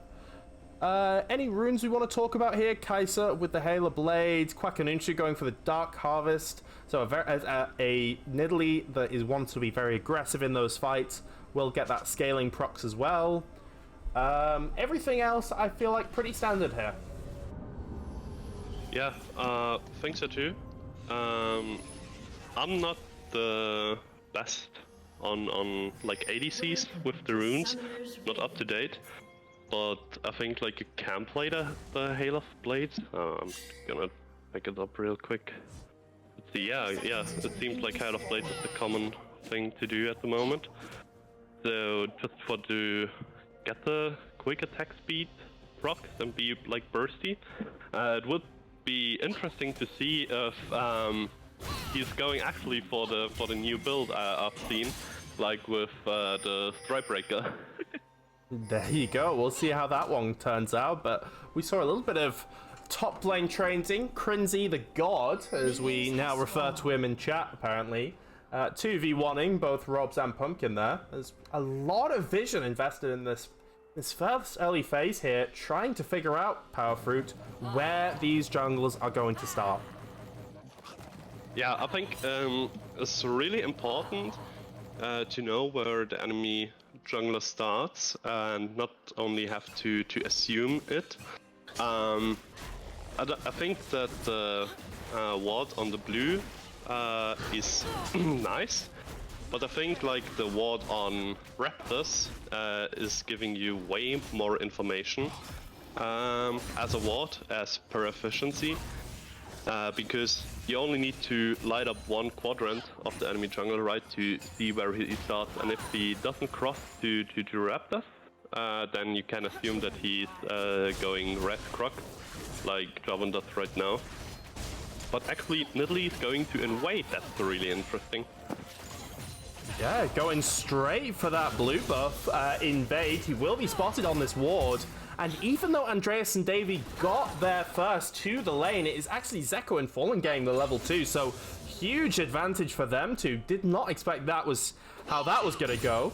As actually they're going to collapse here on Quackanunsha, wanting to disrupt this clear. They do know they're here, but Fallen and Zeko have come to support their boy and making sure that Nidalee can do this cross map. So I thought Nidalee was going to be going just bot to top and maybe looking around this top lane, which I was going to question, but forcing a split map here from the Jarvan means that this Nidalee is going to be all around bot mid. So yeah, a very creative path there. I like it. Good reaction from Pumpkin there, going into the enemy jungle. It will be interesting to see if he gets out or if he continues to go for the wolves, because Nidalee didn't clear the wolves because she was maybe scared of the engage. Didn't think she could have been because like their own bot lane was there to cover. And now we will see how the pathing goes down, because right now we are like very even. Edgar is having to flash away. Sorry, are you on? We might be desynced. Are you on 33, 34, 35? Like 10 seconds behind because okay. I needed to watch on the official stream. No, no worries, no worries. Okay, so I'm at 346, so I'll just. Oh, you're not in the game. You're not in the game, so there's nothing I can do about that. Nope. Right, okay, so we are just gonna have to deal with that. No worries, I'll interrupt you when something happens, but I'll let you cook whenever you want to talk. But yeah, in the meantime, nothing much has happened right now. 0 kills so far. This Nidalee getting all up in the face of Pumpkin, just harassing him wherever he wants to go. I love this, just getting Pumpkin out of his traditional, traditional jungling paths and, just trying to be aggressive in that early game. I really love this from Quackanuchu, and yeah, what do we think so far about how this is going? What team do you think, if you had to pick one team that had wants to have a very even early game, which team would it be? I think it will definitely be a red side team because of how much scaling there is in the Jax and the Rise and stuff like Rel and Misfortune. So the more quieter the early game, it more favors red side. Thing like Nidalee is very good in the early. She loses a little bit of power in the mid game and gets really strong later on if she can hit those spears. But like for chilling at the moment, it's red side favorite here.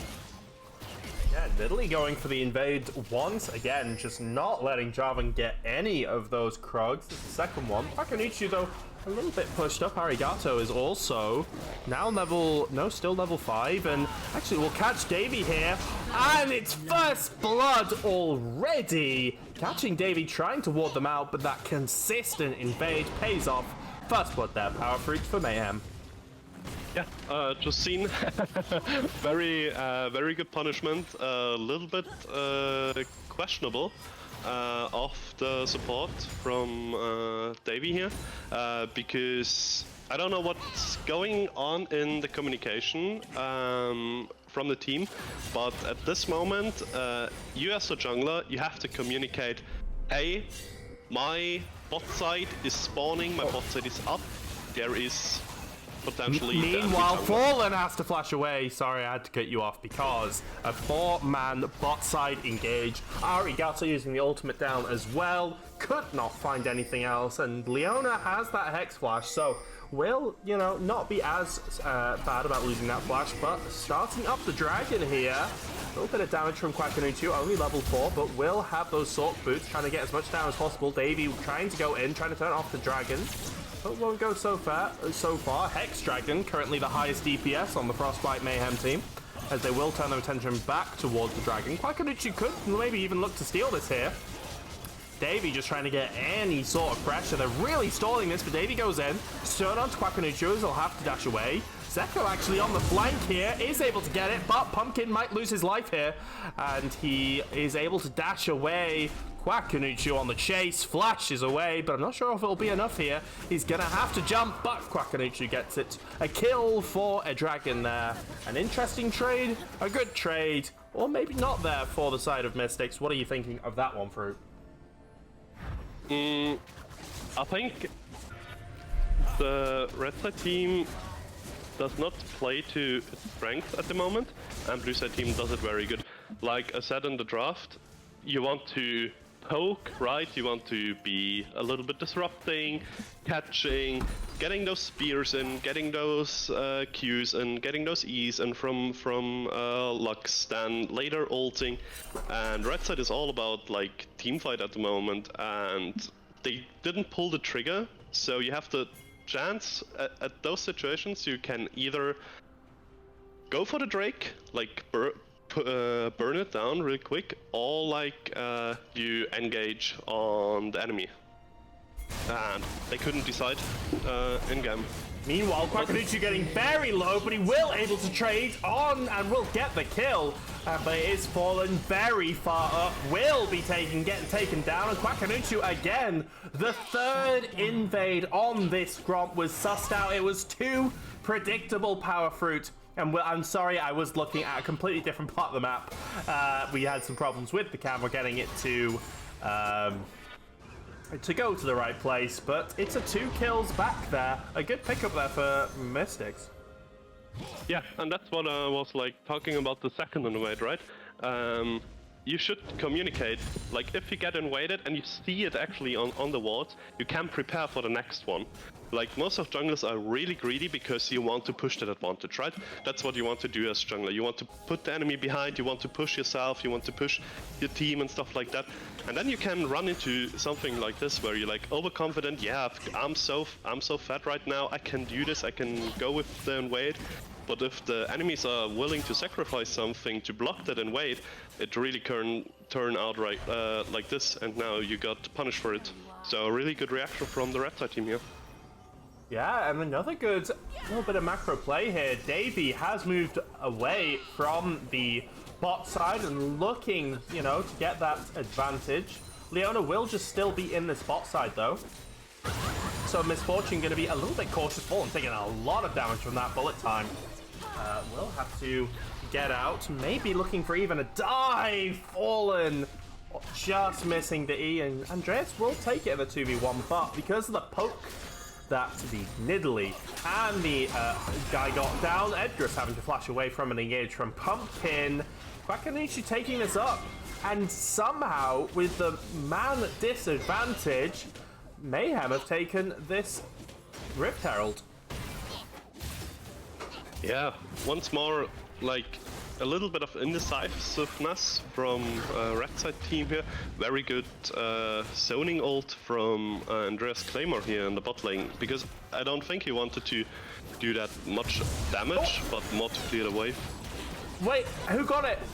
Oh, it was Kwakanuchi. Yeah, sorry. That was a straight up smite fight, and Pumpkin did lose it. So yeah, it was very close there for a second, but Kwakan, the first of the smite fights, going over to him, and Zeko, he's in a 2v1 right now. Andreas Claymore is exhausted, but Frostbite Zeko is dead, and that will be another kill, evening it up to 3-3, and a little bit of a lead on the top side for the Gnar, but he looks like he's going to be ganked here, so I will just keep casting. He's going to jump away. Oh, no way! No way! We see a pause come out at that critical moment. That is insane. But there is a pause. Jarvan going in looks like that's missing, and I think you will have seen the pause now. So, yeah. Oh my god. Power through, that is an unfortunate pause. That is a pause where you, as a player, you're like really angry for a lot of time, like because you want to keep going, right? You want to play it out because you have your fingers, you're in action, you're communicating, but then you need to cool down. And what you need to do in those pauses is like what's forbidden in pro play because of good reason. You need to do in the amateur scene. You need to talk about the game. Okay, if this works, we can do this. If this doesn't work, what can we do? What did we use? What did the enemy use? What can we capitalize on? Because the dragon is spawning in about a minute or something like that. And the Gnar just lost flash. So you can do something with those informations and try to prepare it, to do stuff about that. Yeah, that's what you want to do in those pauses. Yeah, so we have that pause coming out right now, and the Jarvan engage will go wide with the flash used from the Gnar, and we do have the spectator bug once again, so that will come out, so we will just have to wait for that pause. But we also see the Nidalee, because the Jarvan has shown himself topside, invading Pumpkin once again, getting all up in the face of this Mystics jungler. I really love this, to see if Kwakan can just push this game further, and we'll see if it works out. He does fall off hard though. Yep. Will be. I was like having a freeze on my end, so but now I'm back. Yeah, we will see how this whole situation will go now. Really interesting is that the Jarvan actually kept the pace of the Nidalee, of the invades. He's actually one camp like only down at the moment. on in Italy, and now we see a gank, or like I see a gank. But it doesn't work out. But right now, Quakan still has the Rift Herald. Remember, used it very poorly in the beginning. TP using from Edgarus as they really want to force this dragon. Oh, but it's a lovely two-man engage. Rise will be able to get the hell out of dodge from there, but a good pick. Walking in with zero vision, and your kill going over to Mayhem, meaning this will be 2 dragons now. Sorry, no. Mystics took the first dragon, so I'm thinking of the last game. Mayhem now taking their first dragon, and we'll also get to see what their soul will be for this defining game, and it will be a Chemtech Drake. There you go. Yeah, the weakest Drakes of them all on the Rift. I mean, a really fun one with the blast cones getting upgraded to the honey fruits, getting upgraded and stuff like that. So fun, but the soul itself is like the weakest of them all at the moment. So it will be interesting. Oh, exploiting Edgarus's no flash here. He's going to be trying to go away, and Arigato gets a kill on the board. Looking to accelerate a lot here, especially with that catalyst. Probably going to be building into a Rod of Ages. This Rise very much online and ready to dish out some pain. Very good play. Punish the flashless looks. Stepping up a little bit too far. I mean, mid laners thinking they're safe, but then you have a Jarvan who can like engage you from 3 screens away. If you're in the middle of the lane and you don't have any wards, you can't be there. If you are in mobile champion without flash like Lux, and is also like so fragile at that point of the game because she doesn't have an item yet. And yeah, got popped. Good punish. Yeah, so we're 13, well, just ticking over to 14 minutes in the game. Mayhem have only been able to amass a 400 gold lead as we see Quackanucci there using the Rift Herald, but plates have just gone down, so we'll not be able to get any more gold on that. Ultimate coming out, Andreas Claymore using the cleanse a little bit early will take the damage as well. Fallen flashes in, but it goes completely right. Magnetic Storm already takes down one with the Misfortune ultimate going as well.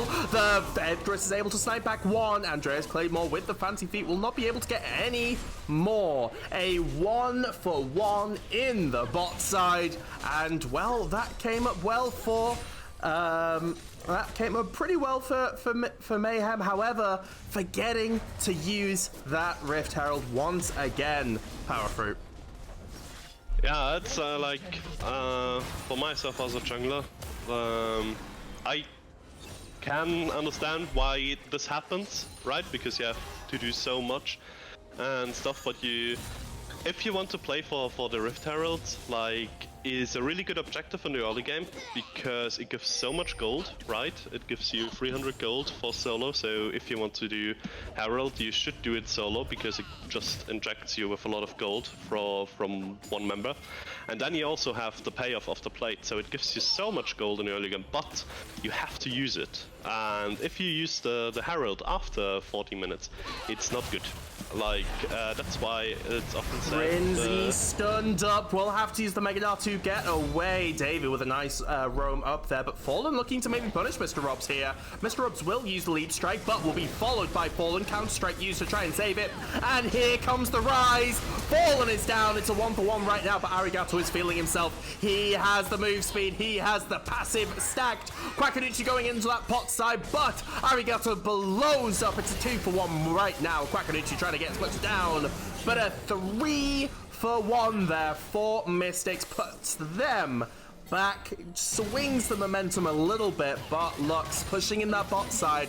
A bit of an overextension there, Powerfruit, for the side of Mayhem.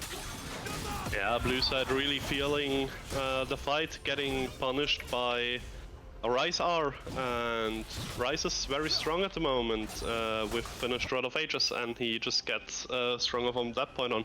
Right, that's what we talked about in the early stages of the game, or like earlier stages of the game, where you ask like who's preferred if the early game is quiet. And I think now we are in the point where it really gets to the scaling point, right? We have a 3-0 Misfortune, we have 3-0 Rise, so it will be really interesting how this game goes. Yeah, this Nidalee has absorbed so much gold, a 1.5k gold lead, but Misfortune's out here on 2 items. Rise has that rod completed at a decent time as well. This will be, you know, a little bit of gold and a little bit of pressure that they will be able to take, but, you know, not as much as, you know, the momentum of the where Mystics want to fight, what part of the stage of the game that they are strong. Crinzy is not going to be able to continue to have these good fights on this top side, but a 4-man in the mid lane trying to look, Zeko trying to get out, bullet time used, and with the magnetic storm will just completely blow up the Leona. That Rift Herald that Mayhem fought to get is for nothing, as it will get taken down along with Fallen. Yeah, I think it's called the Fnatic Death Brush, right? What they wanted to do. Didn't be like the Death Brush at all, but more like the Death mid lane.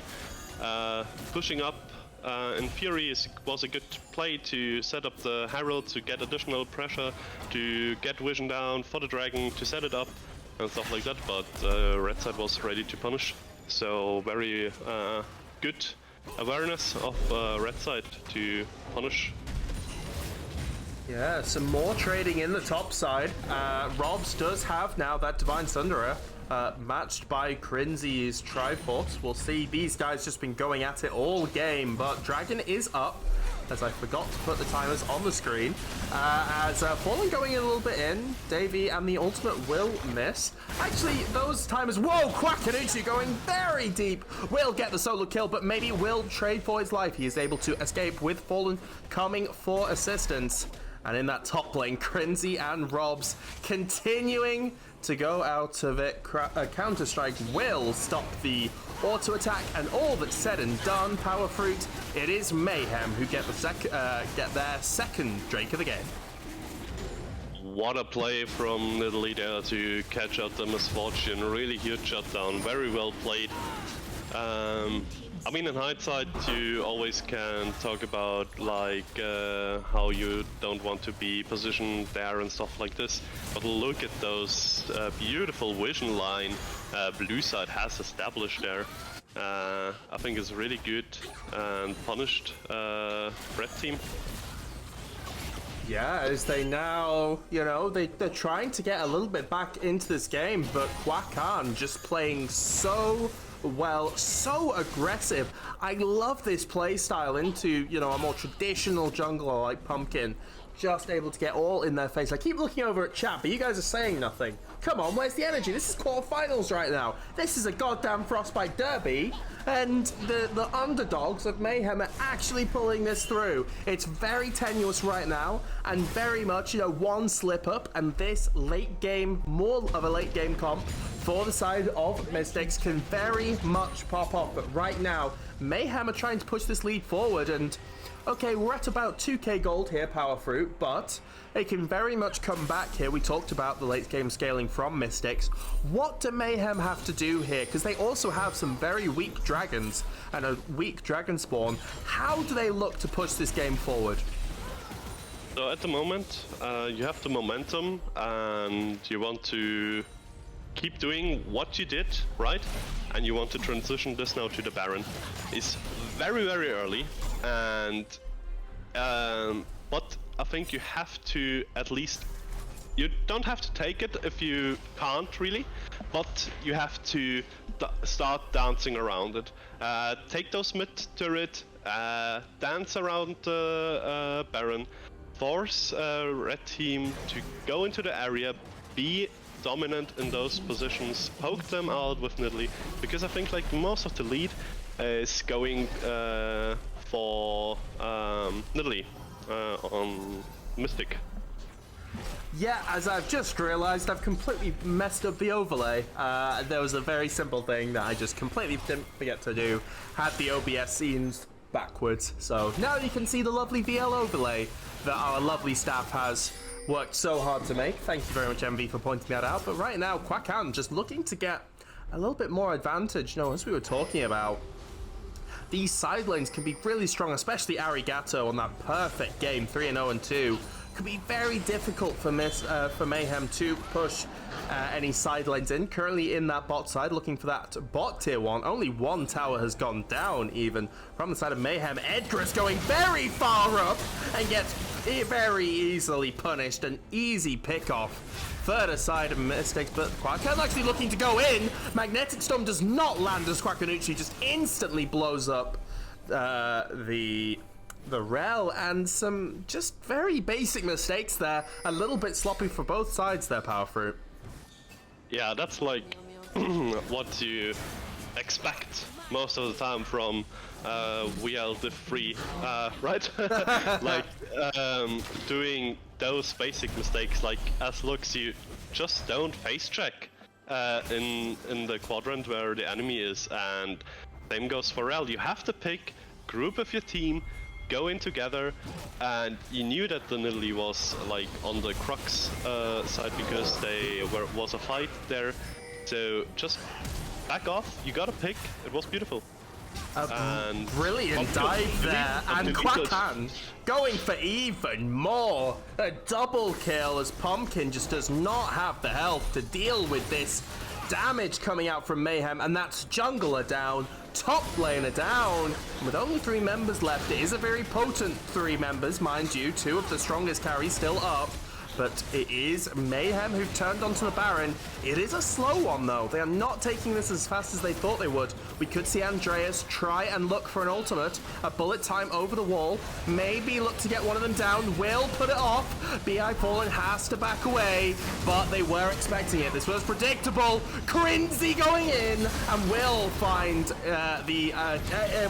Fallen, and will go in. Oh, and Zeko just caught biting off a bit more than he can do. It's an absolute chaos of a rush down there, but overall Baron picked up and 3 members alive for both teams here as Baron secured. Oh god, but Fallen going a little bit too far forward, and he lands onto the Jax, not where you want to be. Pumpkin goes down as well. 6 deaths from the jungler, really not having a fun time, but only 2 members escape with the Baron. What a chaotic series of events.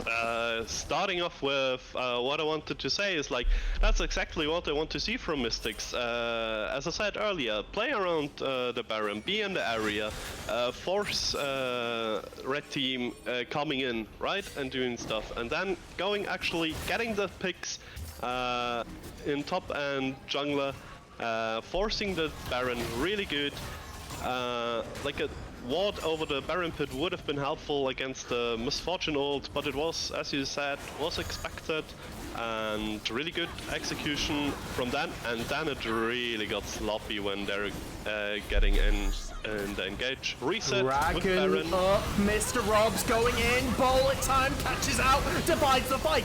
Ultimate coming from Fallen down onto Misfortune as he tries to go, Davey falls down, but it is a 4v2. The gold and the damage from Mayhem, it is too much. The Academy team looking to go 2-0 in this series, and they are proving it right here. That is soul point, Chemtech soul for this team with 4 kills to boot. Mayhem looking very strong right now.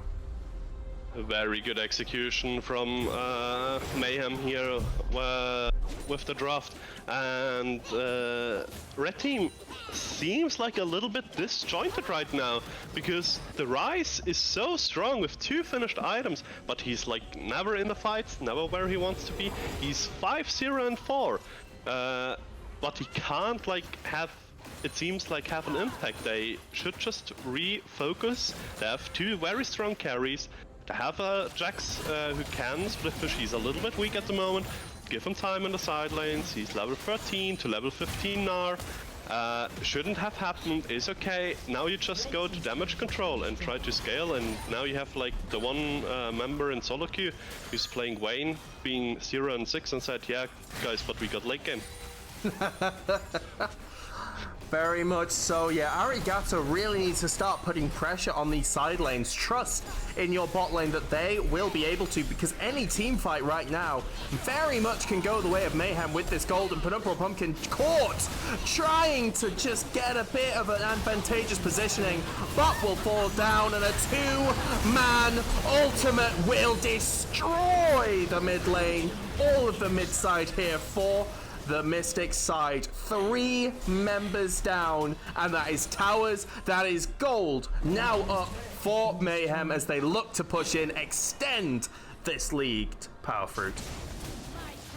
Beautiful played by Mystics, but also very poorly played by Pumpkin. I was like, in my head I was like advertising when you said he has 6 kills, he has a rough game. I was like advertising in my jungle head, like, yeah, he needs to go in, he needs to find something, like he's the meatball, but that was not good at all. And now Mayhem just cleaning house right now, getting the inhibitor turret as well. It was just a clean dive, and only Zeko goes down with those. Look at Kwakanuchu's game right here. 21 out of 23 kill participation, 11, 2, and 10. This game, I'm sorry, bro, this game is a jungle difference and a half. At least it looks that way. I know kills are not a very good way of, you know, looking at things, and, you know, he's really been trying to make things happen, but yeah, 8 deaths. He's had a rough game. Kwakanuchu very much having the jungler's number in this game. Yeah, this game is a jungle diff. I didn't want to say it, but like, it is what it is. It happens, right? The important thing is, like, if you have a performance like that, going against like seemingly better jungler than yourself is like, what can we do outside of it, right? So it doesn't go in the favor that we want to. We don't have the jungle pressure we want to. So what can we do with the jungle pressure we have? We play opposite sides of the map, trying to do something. I mean, at the moment, we are in like 8k gold deficit right now. It's very, very difficult to do something like that. Now it's like, we stall, we turtle as much as we can, waiting for the Rabadons, I guess, Rice is building. Mm-hmm. We'll get it now as well. Yeah, and now we have 3 items on both carries. Now we can do something, but it needs to be as a team.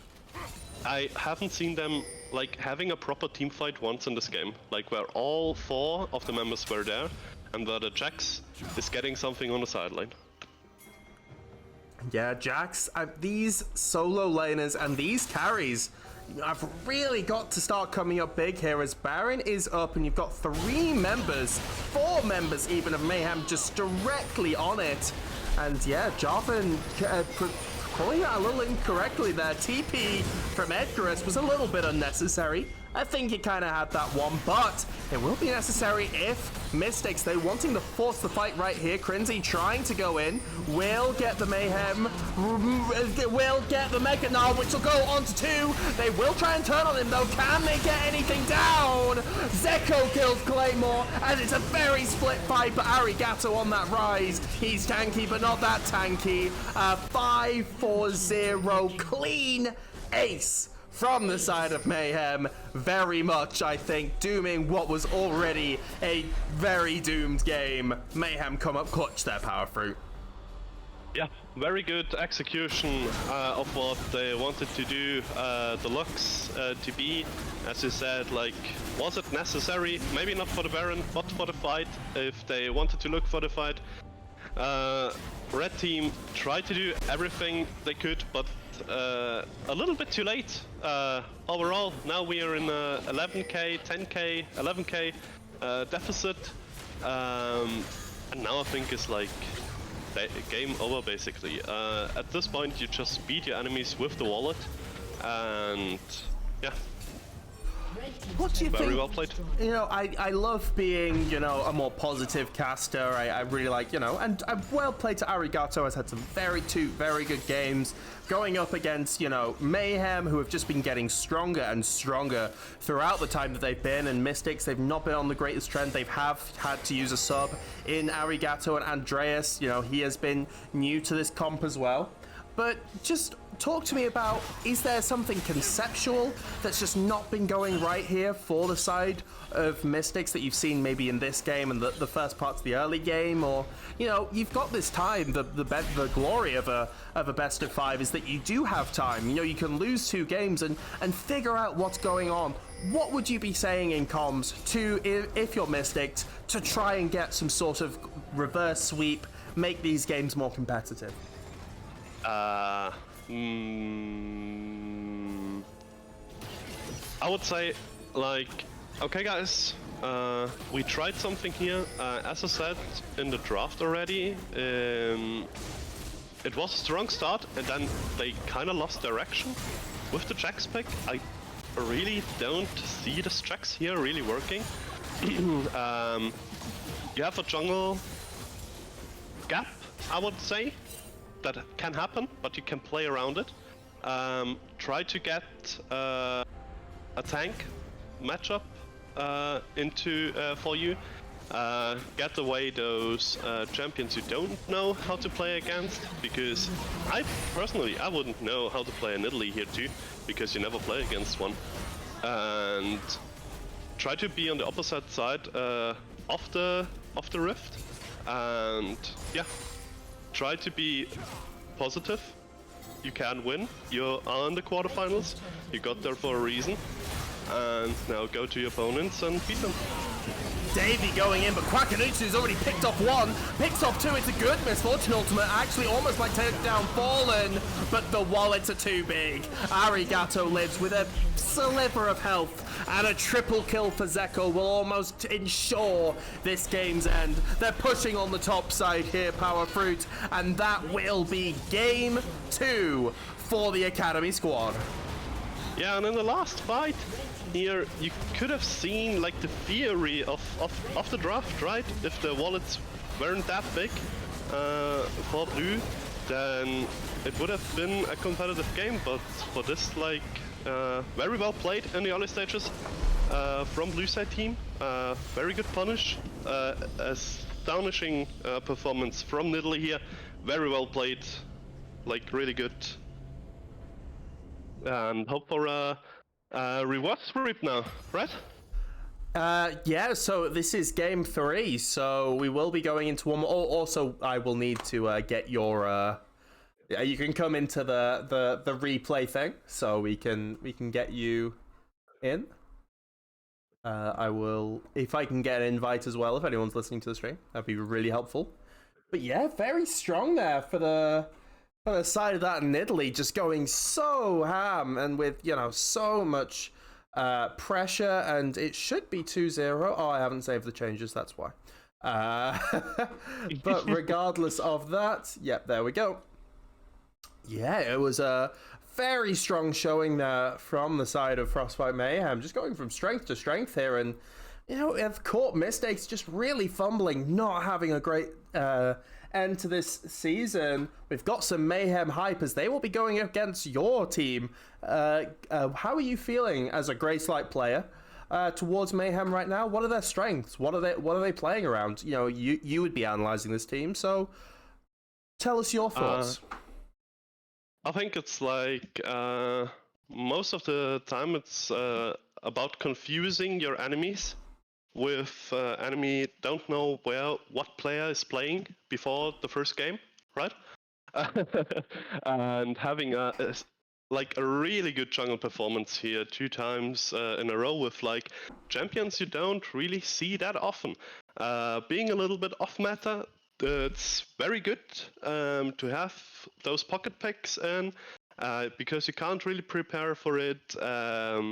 If you're like not that efficient, if you haven't had like your confidence up, if you don't have anything going at the moment, like as you told me Mystics has right now, those defeats can really hit your mantle. So be ahead with your mental, right? And try to get your own game in, because at the moment, like the last game, literally wanted to destroy the enemy team's game, right? That was the purpose of this pick. It worked really good. It was chaotic in the early game. Invades going good, invades going bad, back and forth in the early, and then getting those picks, getting the damage in, and stuff like that. So yeah, be together, have positive mental, and go for the win. There you go. As I'm in the lobby, but it seems like no one else is. Maybe not having the code. I will repost the code in the mainstream chat so you can plug it in, Power Fruit. But while we wait for the other players, we do have a little bit of info. I won't do the whole song and dance because yeah, it is basically it's 1-0 to the team of 50/50 who are going up against Quantified Nova in the other bracket. Remember, the two of these teams, whether that be Mystics, Mayhem, 50/50, or Quantified Nova, two of them will be leaving us. This is a brutal stage, and the winners of those will be going up against the top two seeded teams that are in the game, and one of them being yours. So yeah, you said it. It's a very chaotic, and maybe a little bit of you can't know what we're gonna pick if we don't know what we're gonna pick. But regardless of that, it seems to be working, and you gotta hand it to them here, Power Fruit.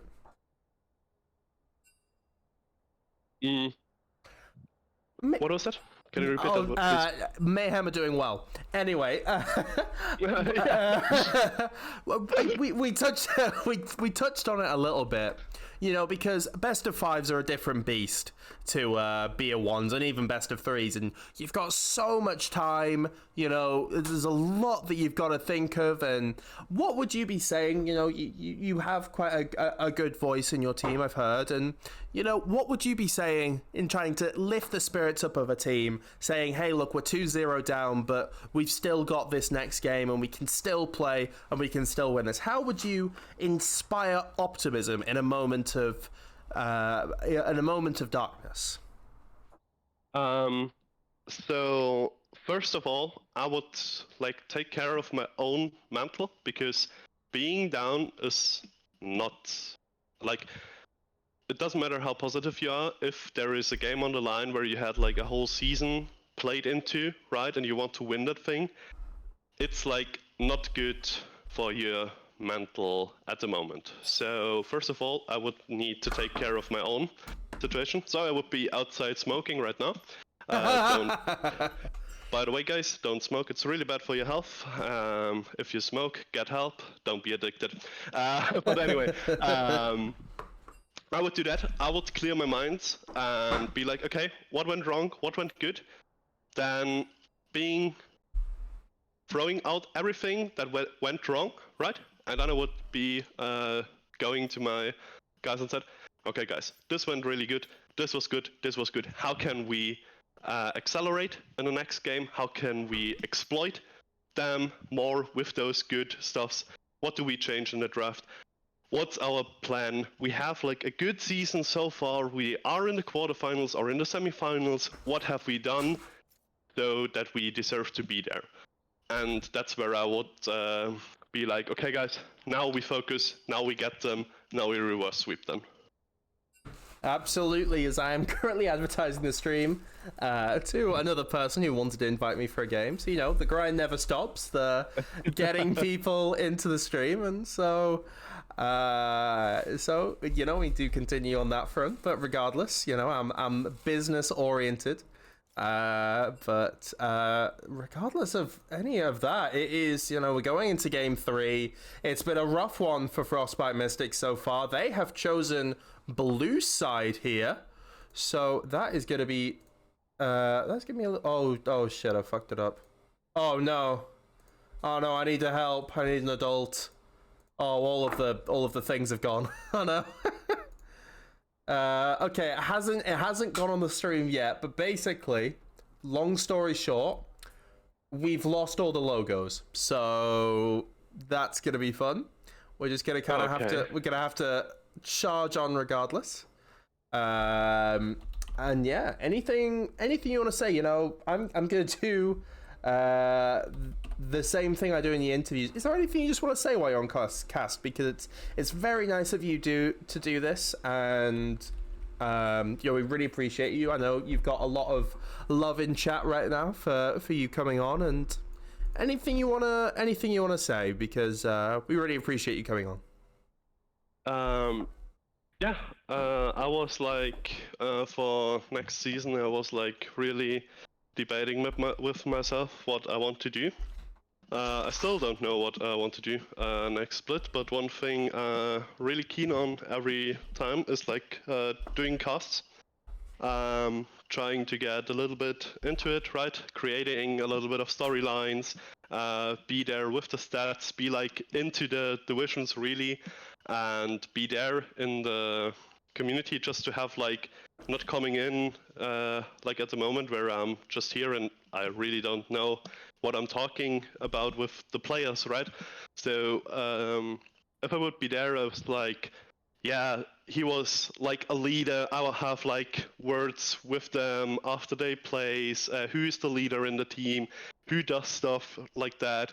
He needs to step up. He needs to be a voice right now. Stuff like that. That would be so much fun, really. But I can't decide. Oh, well, no worries. Honestly, you sound amazing in cast. You've been really insightful so far. Obviously, we're going to be keeping that up, and someone is rolling luck for this next game, so that's going to be interesting. But production is ready, so we'll be getting into the game fairly soon. And yeah, I've loved investing this time into the Balance League, and I won't be as active as I was this split. I've been very active, and I'll be having live stuff continuing very shortly, with uni and stuff. But It has been a pleasure doing all of this. And yeah, very much love a Balance League and injecting some life into the 5v5 scene that we all love. So it's been lovely being here. It's been lovely chatting with all of you. And yeah. Also, I think I can speak for the community that I say huge thank you for all you doing, like having the solo cast, being there every week. I think like you have casted every one of my stream games so far.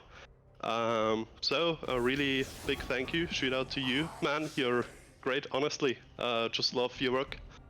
Thank you very much. I really appreciate that. But back into the game now, as we've got the right setup here. So yep, it is going to be Mystics on the blue side. And we're gonna see the Silas and Tarek ban here come out. It's gonna be interesting to see how they want to play that out. Silas first ban as well. What do you think they're trying to set up here? Is this an Ari first pick again? Could be. The Silas ban is always like, I want to draft big R's, right? That's something a Silas ban that early always suggests for myself, at least. I want to play stuff like the Maokai, stuff like the Malphite, Hackerim, whatever, just be there having the big R's and create a team fight comp. Well, we'll see if they can get it, and well, there it is. Mumu picked up, that will be going towards Pumpkin, one of his most played champions, heavy team fight, and yeah, you definitely wouldn't want that on a Silas, so you called that very early, Power Fruit. Yeah, also, Amumu, very good. Like as we said, if you're having trouble playing against a seemingly better jungler than yourself, get back to the basics and Morphy drafted right into it. Big R again. But like, as I said, like having a simple champion, having to go to the basics and have impact, even if you're behind, like a Mumu ult is always good. Even if you're 0 and 20, I don't want to say he will go 0 and 20, but it always has impact, right? And that's what you want. Build the confidence. Edgarus hovering his famed Garen, but will go on to the Lux that has been so safe, so secure for Edgarus in this mid lane. He's been playing it. This is his third game of playing it, blind as well. And it's been one he's been getting a lot of pokes, some good ultimates as well. And the Ornn that will be matching into the Malphite, two top tier junglers, or at least they were top tier junglers like a patch or two ago when I was looking at top lane, but very beefy boys. And yeah, Ornn and Amumu, I don't think you could have asked for two bigger ultimates. The Xayah may be here for the side of Andreas, looking to play a bit more safe here. Yeah, also the Ornn into the Malphite matchup is really, really good for the Ornn. If you know how to abuse the early stages of the game, because Ornn does so much more damage than a Malphite, right? And the only real counterplay that the Malphite has into the Ornn is to cancel the Ornn ult with his own R, but then you're standing in the face of the Ornn. And that would be really interesting if there can be an abuse from side of Robs into this early Malphite. Also, Misfortune picked up again. Think is a good champion. Wants to go into the 5v5 with what the combo of Ornn and Amumu suggest. So will be interesting. I'm getting a call right now, so stopping that. And well, actually, we have had someone leave the lobby here, so we will have to remake. So 1 second. I will just have to move this around, but yeah, it seems like we're gonna have the same picks from up until that point. So yeah, it seemed like just a little bit of a mistake. That actually could have been maybe I don't know what happened, but anyway, everyone's back in the lobby now, and it seems like we're gonna be going for round 2. So we're reloading, and yeah, it's gonna be good. Same picks as before, so nothing to... Oh, wait, what? Wait, you can do that? Oh, that's so cool. Do you see what's on the screen, like draft-wise? Yeah, that's interesting. I didn't know that this is like how it's gonna be. So you guys can't see this on the overlay, but what we see is the three the champions that they've picked. They're not technically picked, but like it's almost as if like they have them there. And I don't know if we're gonna go straight into this or if it's just like highlighting what they picked last time. But this is or is it a bug? I think it's a bug from the lobby where we can see as spectator what they picked, or maybe even the guys in the lobby, because at the moment they're in the ban phase right now. So maybe we can see, because it's the tournament code and there was like the game uploaded till a point, and now yeah, they need to pick the champions. Yeah, yeah, they do have to pick their champions, but yeah, that's another bug that we found. Being able to see what they picked, it's so weird because they're locking in what they've had, so it's almost like, you know, they're just pressing a button. So that's super cool. That's interesting to see. Regardless, it's the same 3 picks as you can see on your screen. Thank you, client and code, for working as good as you normally do. So yeah, Malphite and the Lux and the Misfortune picked up for Mayhem, Amumu, Ornn, and Xayah for Mystics. Yeah, so the Amumu comp is like all about teamfight. I really wonder what the answer will be. You have a Malphite, you have a Lux, you have a Misfortune. We'll be curious to see what they want to do. Now, banning away the Rel to get rid of the Misfortune Rel combo, I think it's really good. It really is a strong combination at the moment. We'll see what they want to pick. What?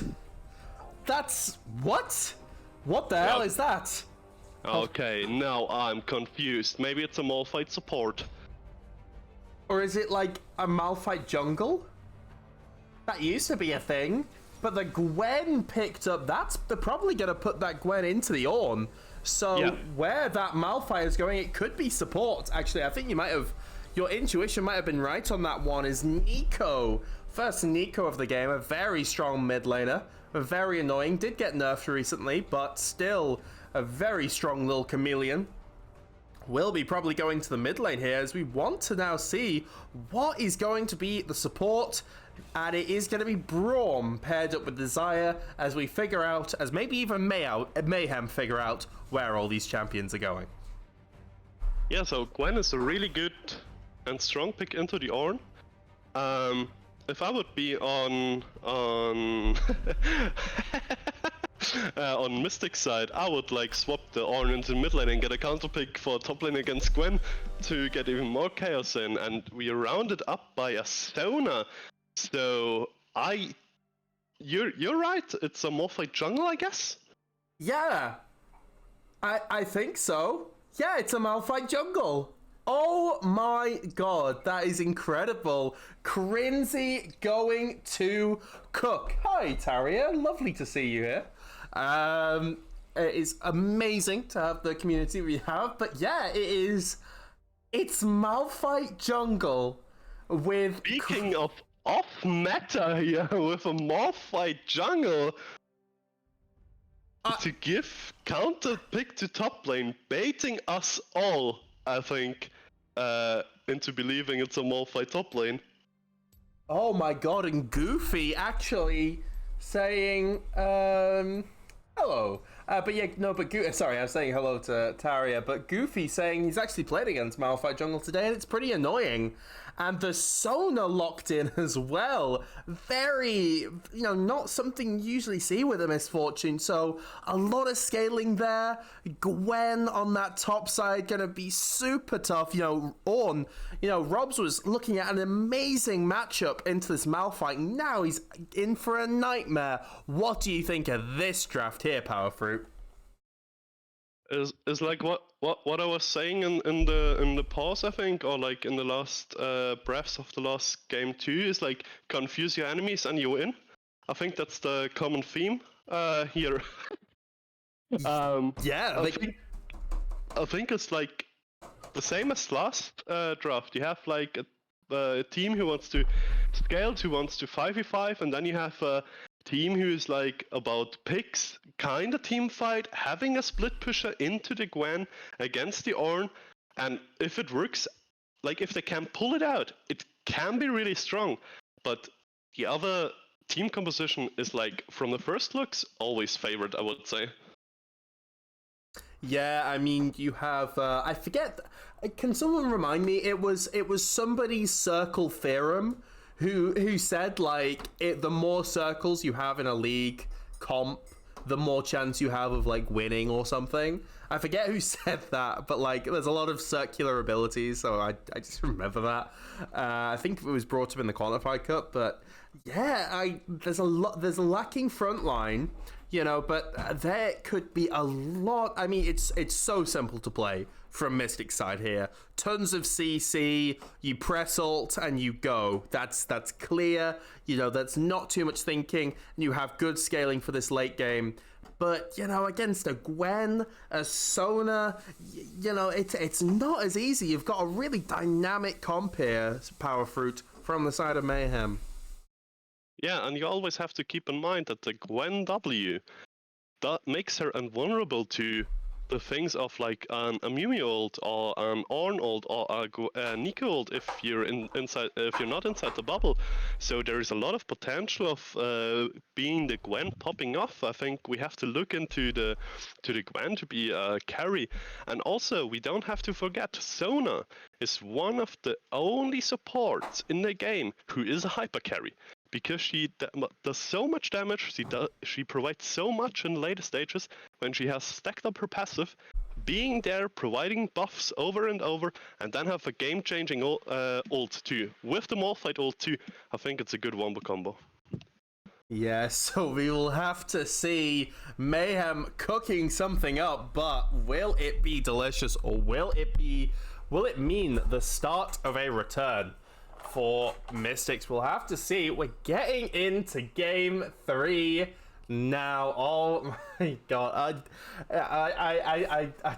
I'm so flustered because I used to manage this team as I was saying before, and we went from a really tough place. We had a couple people leave, and there was a lot of this stuff. And now just going and seeing them in a division they're not even supposed to be in. One Div 4 team that this is, and then beating their sister team, their better team.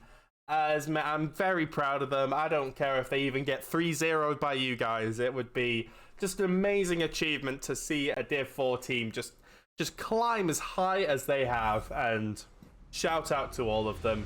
But they have to still prove it. There's still work to do, as we have. I've not done the scene. Shout it to me. Tell me that I haven't done the scene. There we go. We're in the game as... Oh, we need to sync up as well. What timer are you on, my friend? Currently at 26 seconds. Tell me where you are. 29, 30, 31, 32. I think we're synced up. 33, 4. Oh. I think we synced. No. Okay. I'm on 40 seconds. I'm at 42 seconds now. Okay. Stop there. At 42 seconds too. Okay. 3, 2, 1, and go. Nice. So now I'm actually also in the game, so I don't get interrupted or talking over you as the plays are going. So it will be a blast. Yeah, and I know we've been I do stuff for the NLC as well, and I know there's a Parsec, which is a very commonly used app. The thing is that my computer is very old, and the stuff we're running right now, I can't even do Streamlabs because it just takes up too much of my computer's memory. So I will be looking to improve the general casting, sort of just more the frame rate and that kind of stuff. But it takes a lot of my computer, so we still have to do this 3, 2, 1 stuff. But hope you guys are doing all right. Hope you guys can bear with that for now. Yeah, I'm having a very old computer too, so Yeah, it's rough out here. Yeah. So actually, I'm really keen to see how the small fight jungle works, because I think he has a good clear with his W on the AoE camps, and I really want to see how he clears the single target camps, because Amumu is known for being good, having a good clear. Also interesting to see that he starts on blue and getting leech actually trying to path into this explosive bot side of the game, and Nico getting nice little trades here. Yeah, maybe Malphite starting on that blue just because he's quite an ability-based jungler. Just needing that for a first clear, just waiting as we're getting a lot of stuff in all chat, so thank you guys. We're just gonna hide you, I think. Chat just, a little bit distracting, but regardless. Yeah, it's a little bit of a different trade, and also in the mid lane here, Penumbral Pumpkin changing up his pathing a little bit, trying to look for a play. Wasn't successful in the mid lane, but this Slaying from Zeku and Fallen, they're so pushed up. This might be going well for them as Pumpkin is in the area. They will go. It's level 2 for both of them, but here is Pumpkin going in, looking for Fallen. They've made the call. It will be Fallen. It'll be stunned up. First blood onto the Zyre, and Zeku has to flash away. Ignite used as well, and the bandage tossed, and an easy double kill pickup for Mystics. That's what we want to see. Beautiful setup here from the side of Mystics. Very clean gank here. Good focus, focusing down the Sona here, getting onto the Misfortune later. Very good, because Sona is so squishy in the early game, you can hard punish it. She's a hyper carry, as I said, in the later stages, but in the early stages of the game, she's so squishy and so vulnerable. Backing with 1,400 gold there. Also had a longsword as well, so this Zyre is going to be so far ahead when it comes to the items that she can build. Already getting that Noon Quiver. This is going a lot different. Already a 1,000 gold lead, most of that on Zyre. And yeah, it'll be interesting to see how Kwakanuchu and Mayhem really respond to an early game that for once, maybe not going their way this time. Yeah, it's interesting how they want to keep going from there. Are they like getting insecure because like you have the potential to reverse, to repeat gank here as the Mumu, but he decides to base. I think he could. No, he interrupted the base and he's going again because you have no flash on the Misfortune, and they pushed up again. Oh, Davey baits this so well, and they stun up Zeko, who is caught pushed up again. Davey taking the disadvantageous trade just so that they would step up of the Mayhem bot lane. And another kill towards Andreas Claymore, his gold lead almost as big as his voice is deep. Incredible stuff. I think Andreas Kilmore is also a good fit in this part of the game. True. Because he's up 3-0, has every kill of the game on his side at the moment, and Gwen gets traded on here by the Ornn.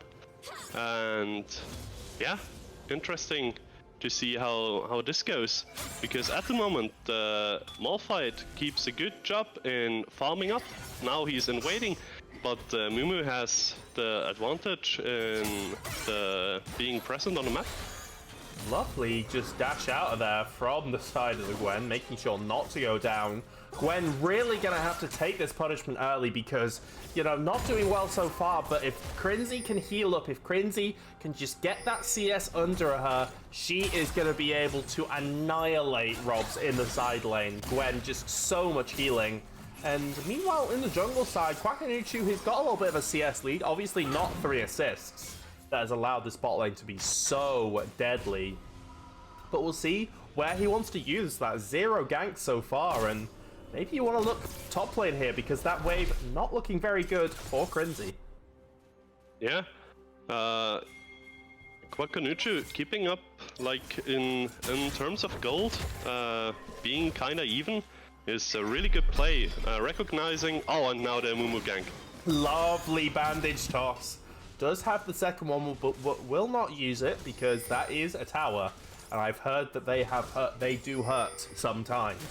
But regardless, that lack of mid lane prio Edgarus almost going down to that damage will mean that there is bot side and mid side prio, and that means the first Drake will go towards team of Mystics, building up and working with a really good lead, and they're playing around this really well. This is exactly what I see from Mystics. You know, really maybe turning around their mental, you know, maybe listening to the stream and hearing what you had to say to them. And Zeko, he's gonna get going once again.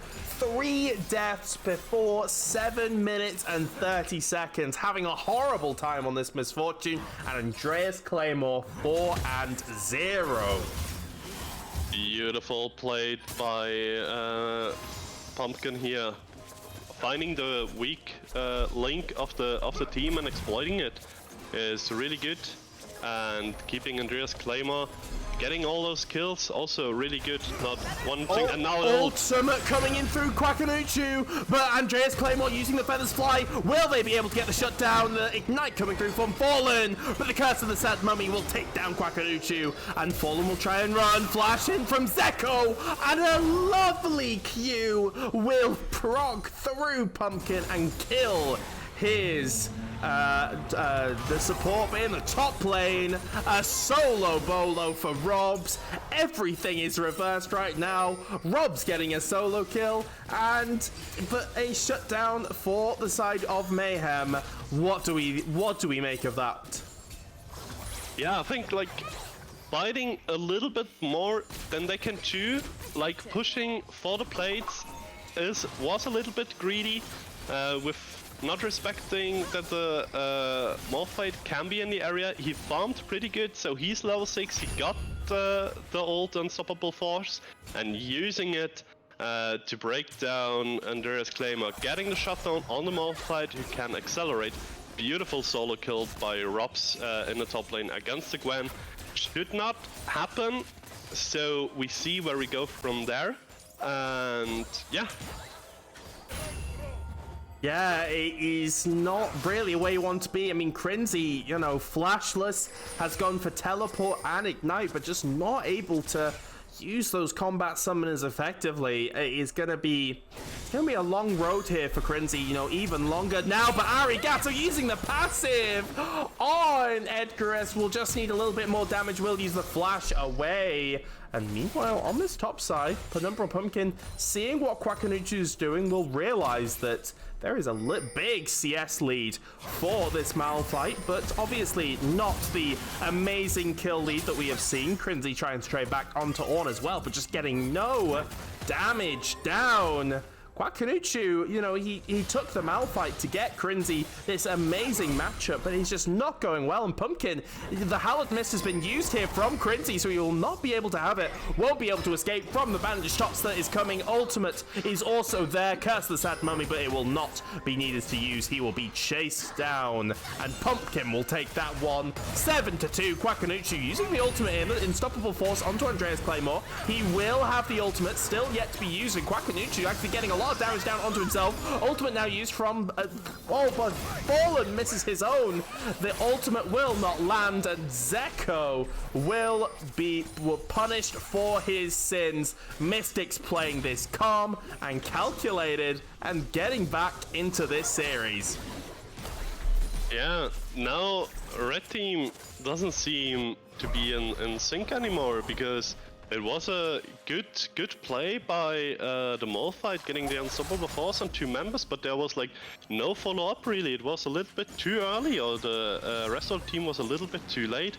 Zeko getting punished again, and having now picked up the Yomu's Ghostblade against the Kraken Slayer and 2 longswords with the boots on side of the Sire. So it will be really interesting what they want to do. If they're saying, okay, we need to calm down a little bit, be in sync again, trying to calm and collected as blue team at the moment is doing. Yeah, they certainly have pulled this back. It really does show mental fortitude. I mean, especially in a game like League of Legends, where, I mean, we know the mental that this game gives you, but just able to pull it back, get composed, play a press ultimate comp, and Pumpkin in this early game. He must have heard me say it's a little bit of a jungle diff and channeled that fury as Crinzy using the 1,000 cuts here, using the ultimate as well, but the Hallowed Mist will not prevent the ultimate, trying to get as much healing as he can. Flash in from Robs as he will just need a little bit of extra damage, but Crinzy will be able to get away from that one. Huge fight, everything thrown at each other there, but it will be Mr. Robs coming out on top once again in that side lane. I don't know if they picked Gwen out of comfort, or if they've seen, I don't know, Peter.GG or wherever, or U.GG, Lolalytics, whatever, as being a good counter pick, because at the moment it doesn't seem like Crinzy's too comfortable in this matchup. In the meantime, Curse the Sound Mummy, it's a huge ultimate from Zeko as they're trying to get the damage down. Zeko's trying to kite from Pumpkin as he will get it down, but Malphite taken down on the opposite side. It's a 1-for-1 right now with a shutdown on Sona onto the side, but Edgarus is caught a little bit too far. Gets the damage down onto Andreas though. He will have to back out. An ultimate will go from the Nico, lands onto one. Can Zeko get anything more? Davey stands in front and he will get taken down by Edgarus though. It's a bloody fight. It's 2 for 3, I think, and everyone backing away as the corpses litter the bot side rover. Turret plating will fall soon. Yeah, getting the Comet kill there on the Nico from the side of Edgarus Lux here. Really good usage of the ults, and if like Zeko wouldn't be down that much, it would have been more impactful. But overall, if you're behind, then those kind of trades where you go out evenish, they're really good for you, because you get gold, you maybe get a shutdown or something like that. So that's what you want, even if it like feels a little bit bad and you shouldn't take too much of those trades.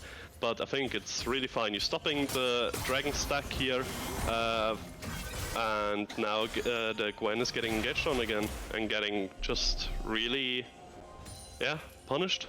Destroyed, yeah. I mean, there's many words you can use for it because it's just not going well for Crinzy in his side lane. 30 CS down almost, and just so much, you know, trading that's happening, and you know, this Ornn, you know, just one rotation of spells, and that was half of Crinzy's health. But another dragon going towards the side of Mayhem, as it's a Cloud Drake that will be spawning a lot of movement speed, and with that press R comp, all of them will be feeling the effects of the move speed and the cooldown reduction here. Power Fruit. Really good Drake here. Cloud Dragon overlooked most of the time because like there was the meme in the last season or 2 seasons ago where Cloud Drake was the worst Drake, right? But now he's really good, especially if you have a press on. Now preparing the dive. Yeah, preparing the dive. The ultimate will come down. Andreas with the Feathers Fly will not be able to get a root. Quackanucci taking it, but Ornn has TP'd into the backside, and Zeko's down. And Fallen is down, and Quackanucci, who has the flash, will he be able to? He will use the flash to get out, even though Robs did not have a wall to hit. And it was a very failed dive, honestly. It was a good attempt, but well played from Andreas Claymore. He is able to survive, playing excellently on this Xayah.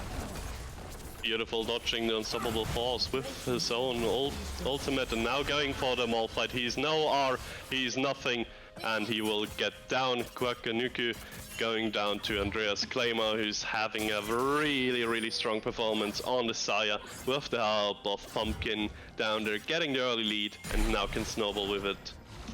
Yeah, it is a 5,000 gold lead, and you know where that gold is. It's 2,500 on this Xayah, with another 1,000 on the Nico. And even though that this Amumu been all around the map, the farming from Quackanucci keeps him competitive at a 2,000 gold lead for this Ornn. You know, this late game as well, it really comes online with Robs being able to give those items in 2 levels time, making sure to give even more gold of items and stats around the map. This is just going from bad to worse as Power Fruit, the first turret in the mid lane, now falls. And follow up on the top lane, and I was like, in my head I was like thinking all the time, what are those ninja tabbies from Gwen doing? And I don't have an explanation. Maybe you can tell me why she opted into the ninja tabbies here and not like something Merc Treads or Sork Boots or anything else. Literally, I don't see the tabbies really doing anything only against Andreas Claymore, but I think you should play more for the lane and be dominant in the side lane. Yeah, especially because you are getting CC to hell right now. I mean, forget the Xayah, you're not able to beat this Ornn right now, and he will be doing a lot of magic damage just straight up with his base damage and with the Sunfires that he might be building towards. So yeah, I agree with you. I can't explain it. Maybe just, you know, just doesn't want to get attacked a lot. He's like, I'm not about that attacking life. So, but yeah, he'll have to cook up something big here. Crinzy, you know, had 2 very good games last time, so you know, you don't want to underestimate the Church of Crinzy and their followers. So we'll see how it plays out. Yeah, now having finished his first item, now he can really get online, getting those extra heals with the Conqueror. But he's like very behind at the moment, 34 CS at the moment, being 1 level down at the moment. Maybe he can keep up now because the Ornn opted into 2 magic resistance items, what's very good against the enemy team comp here too, with the Merc Treads also, so everything has to be on a Zeko to kill the Ornn. And Crinzy really struggling in this side lane. A good little dodge, but just no damage. And in the bot side, Arigato going for a 100-0. Edgar stops. He knows it's done. And Nico getting the solo kill on the side lane, going from bad to worse. This is the mistakes that we saw. I mean, not player-wise, but in terms of their level-headed plays, just getting advantage and shutting down any play that you have. 15-4 and a 6k gold lead.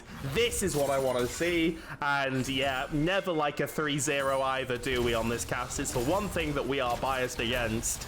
And yeah, going well here as Davey looking for a bit of engage here. Arigato here as well. The ultimate from Brom will go wide. And yeah, sitting as a comfortable position here.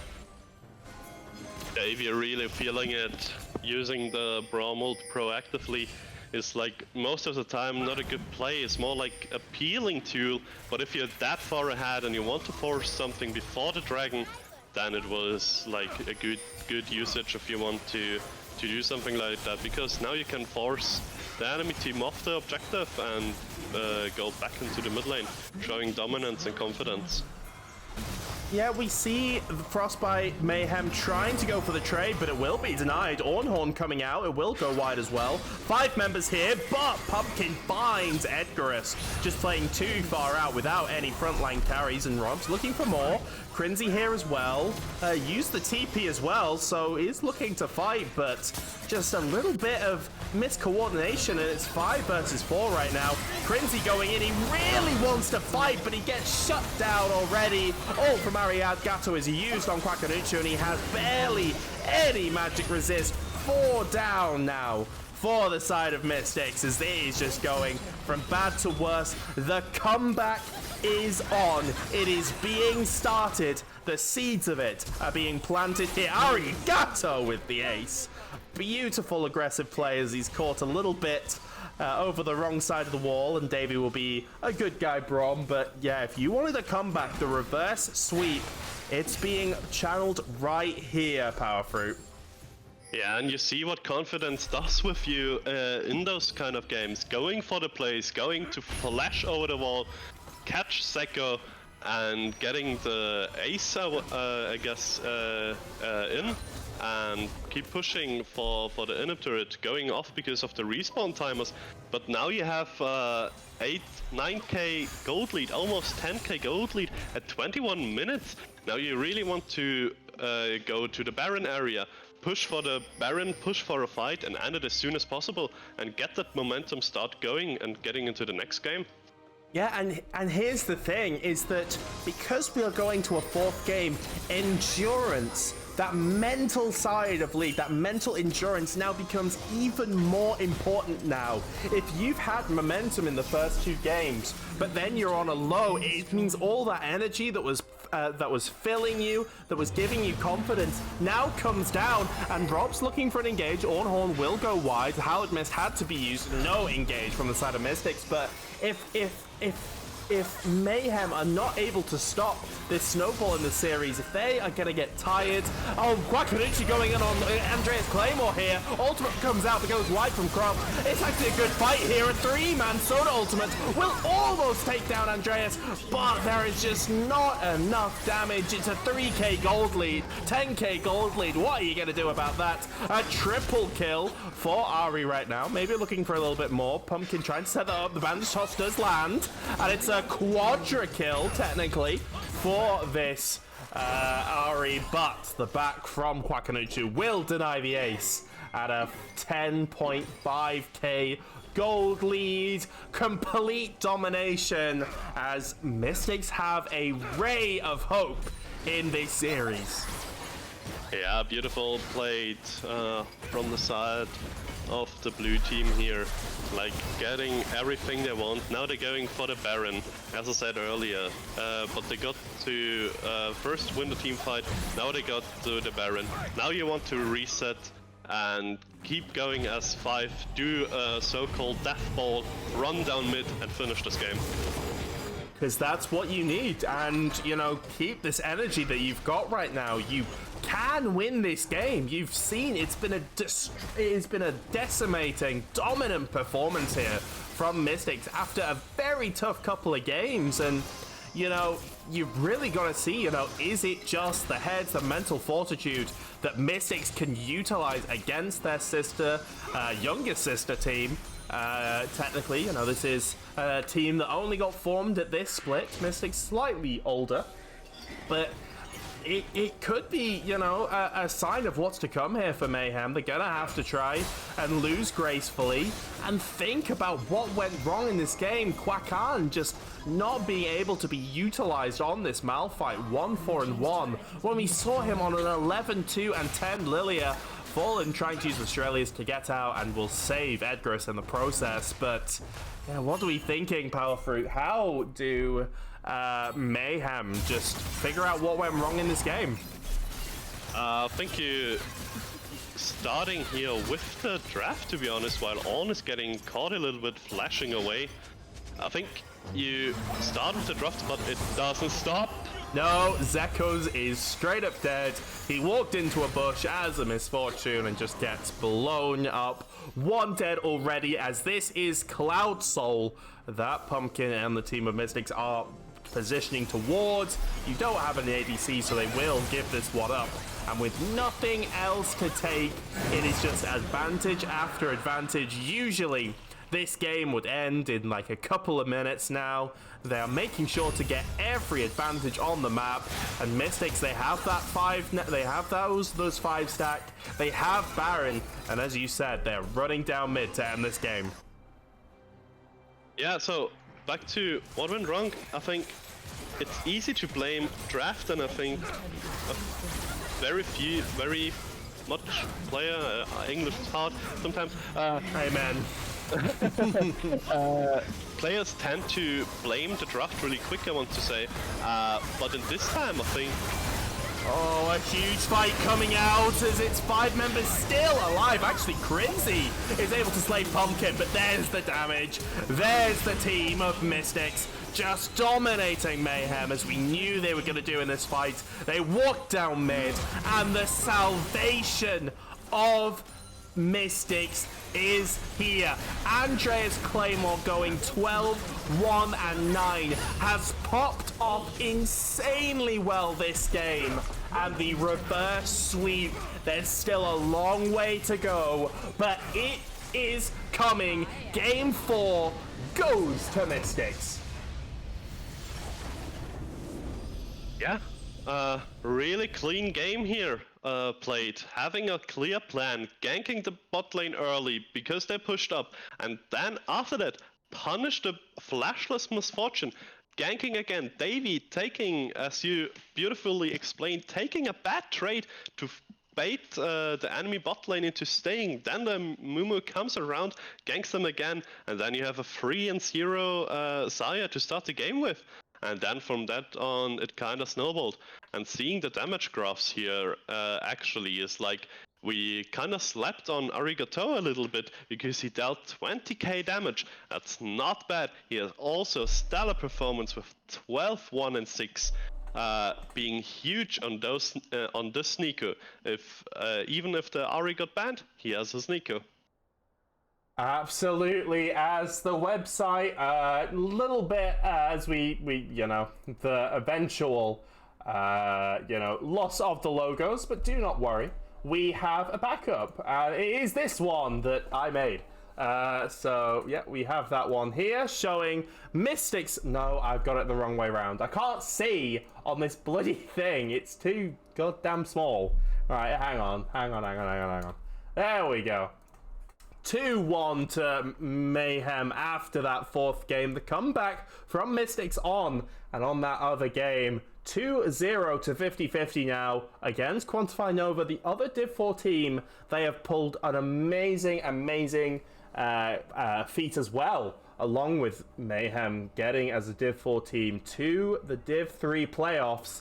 They are going to have to do a miracle just as Mystics to get back into that series. So we will have to see whether that occurs. But right now, what do we want to see? It's what side first would you choose for Mayhem? What side do you think is best for their play style?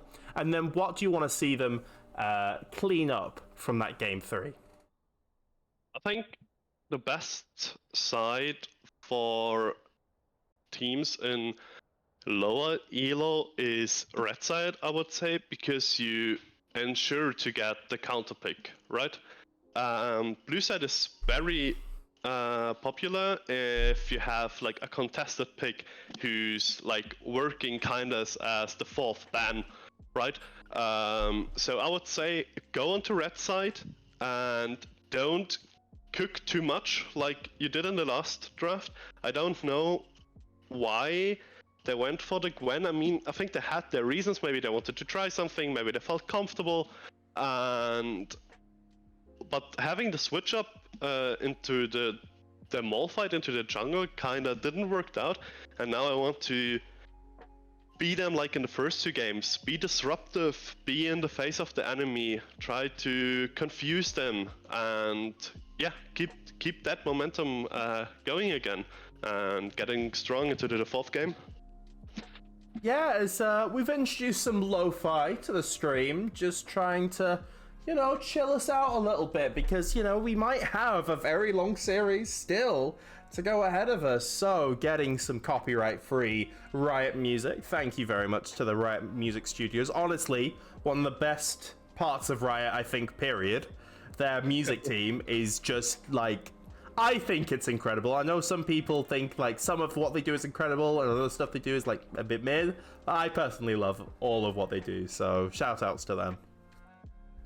Yeah, I think like Riot Games does so much right outside of League of Legends, to be honest. With TFT, very good. All the other games coming out being good. Only like their main game is kind of struggling at the moment. And, I don't know why, but true. The cinematics team also is like so good. I mean, they had a little bit hiccup in the season trailer this season, right? With the butterfly flying around the rift and having a little bit of miscalculation, seeing what they're going to do in the future. But yeah, Riot Games doing so much, so good. Yeah, their Valorant cinematics are like, I watched the Gecko one recently. That is like on the forefront of like animation and art, because that was really well done. I love that one so much. Really had a good unique feel and really introduced Gecko like really well. Loved his character. Also, I cannot tell you how excited I am for the is it the not MOBA, what is it, the MMORPG, the one that Riot's cooking up. I've never been able... I wanted to get into MMORPGs so much, but the thing is, I'm always just missing out the wave of it, like people starting out and friends and getting into a group and, they're not all like level 60, max level, and you're level 1 and you got to do all the story.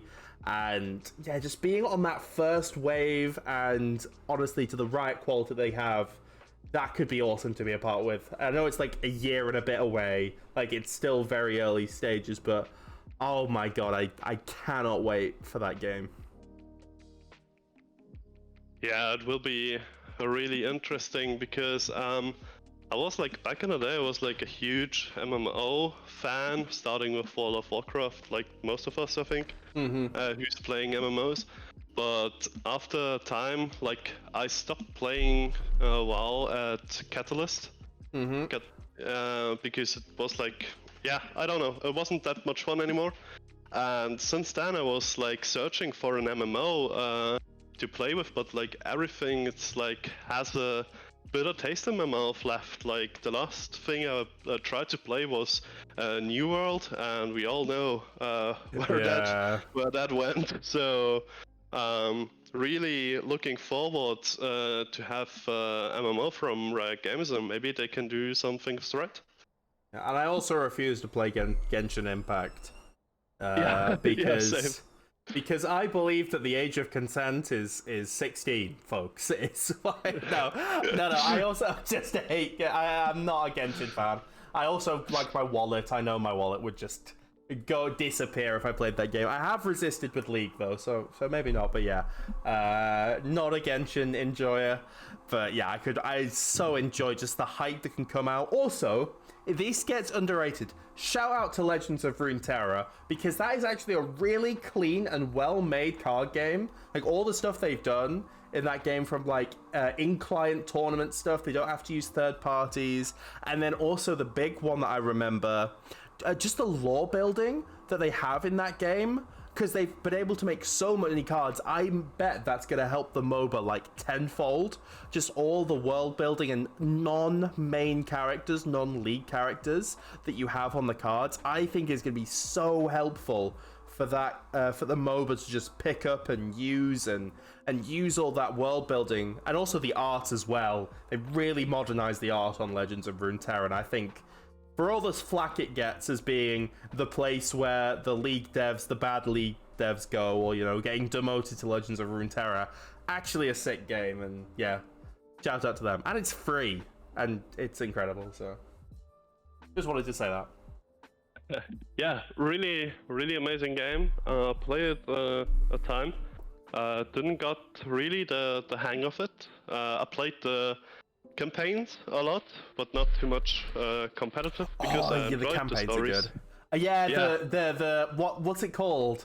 I know what you're talking about, and I've played that to death.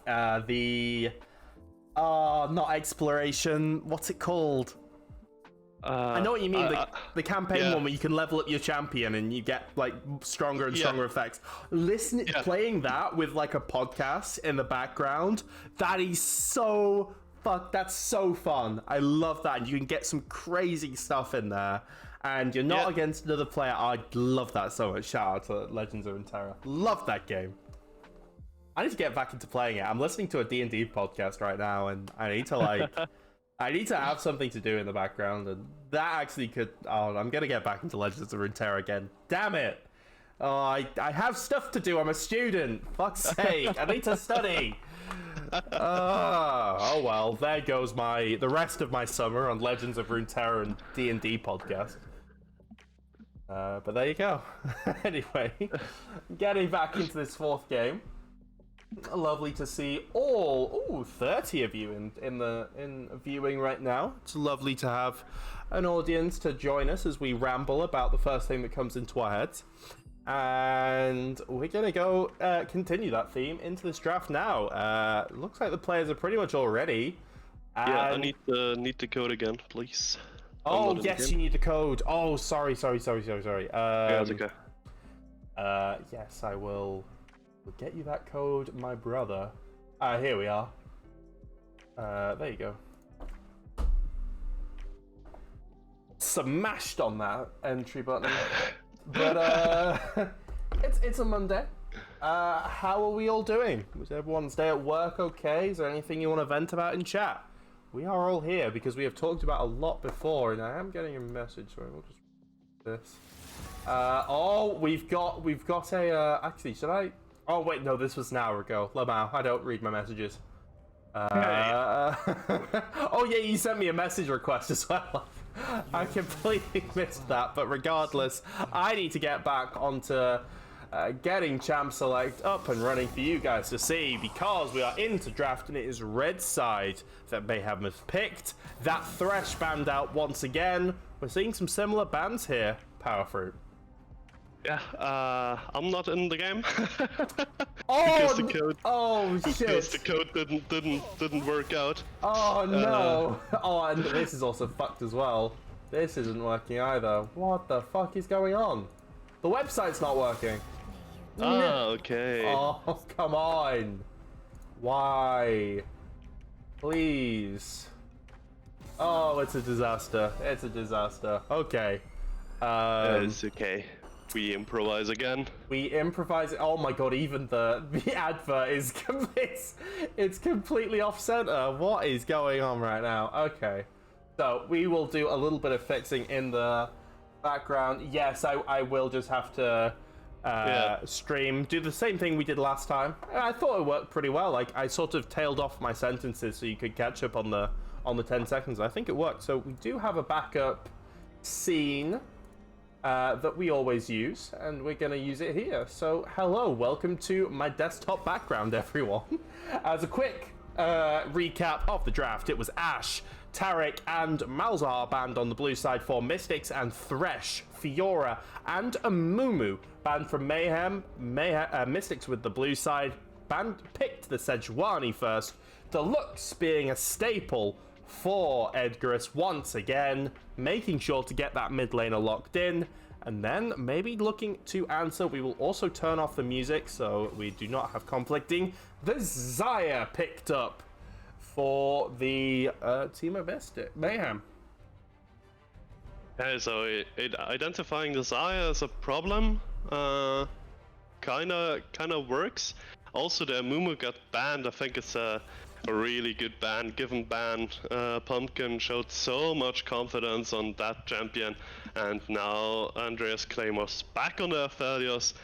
Let's see how that works out. It worked out in laning first phase. Game 1, good. After that, not anymore. But we see what he can do, our little Claymore. Yeah, absolutely. And our little Claymore indeed, going for that Aphelios. Didn't work very well in that game 1, but has the confidence to go back on it. This Graves has been banned most of these games. This could be locked in from Quackanuchu, and it is. Quackan no longer on that Malphite on a supportive tank. He is on a carry that is going to get right in the face of Pumpkin once again. Yeah, giving up the Sejuani flex was an insurance to pick up the Graves here. I don't know if they were scared of the Ornn ban. I think Robs had a very good performance on to the Ornn. With Sejuani, yes, one of the tanky counter picks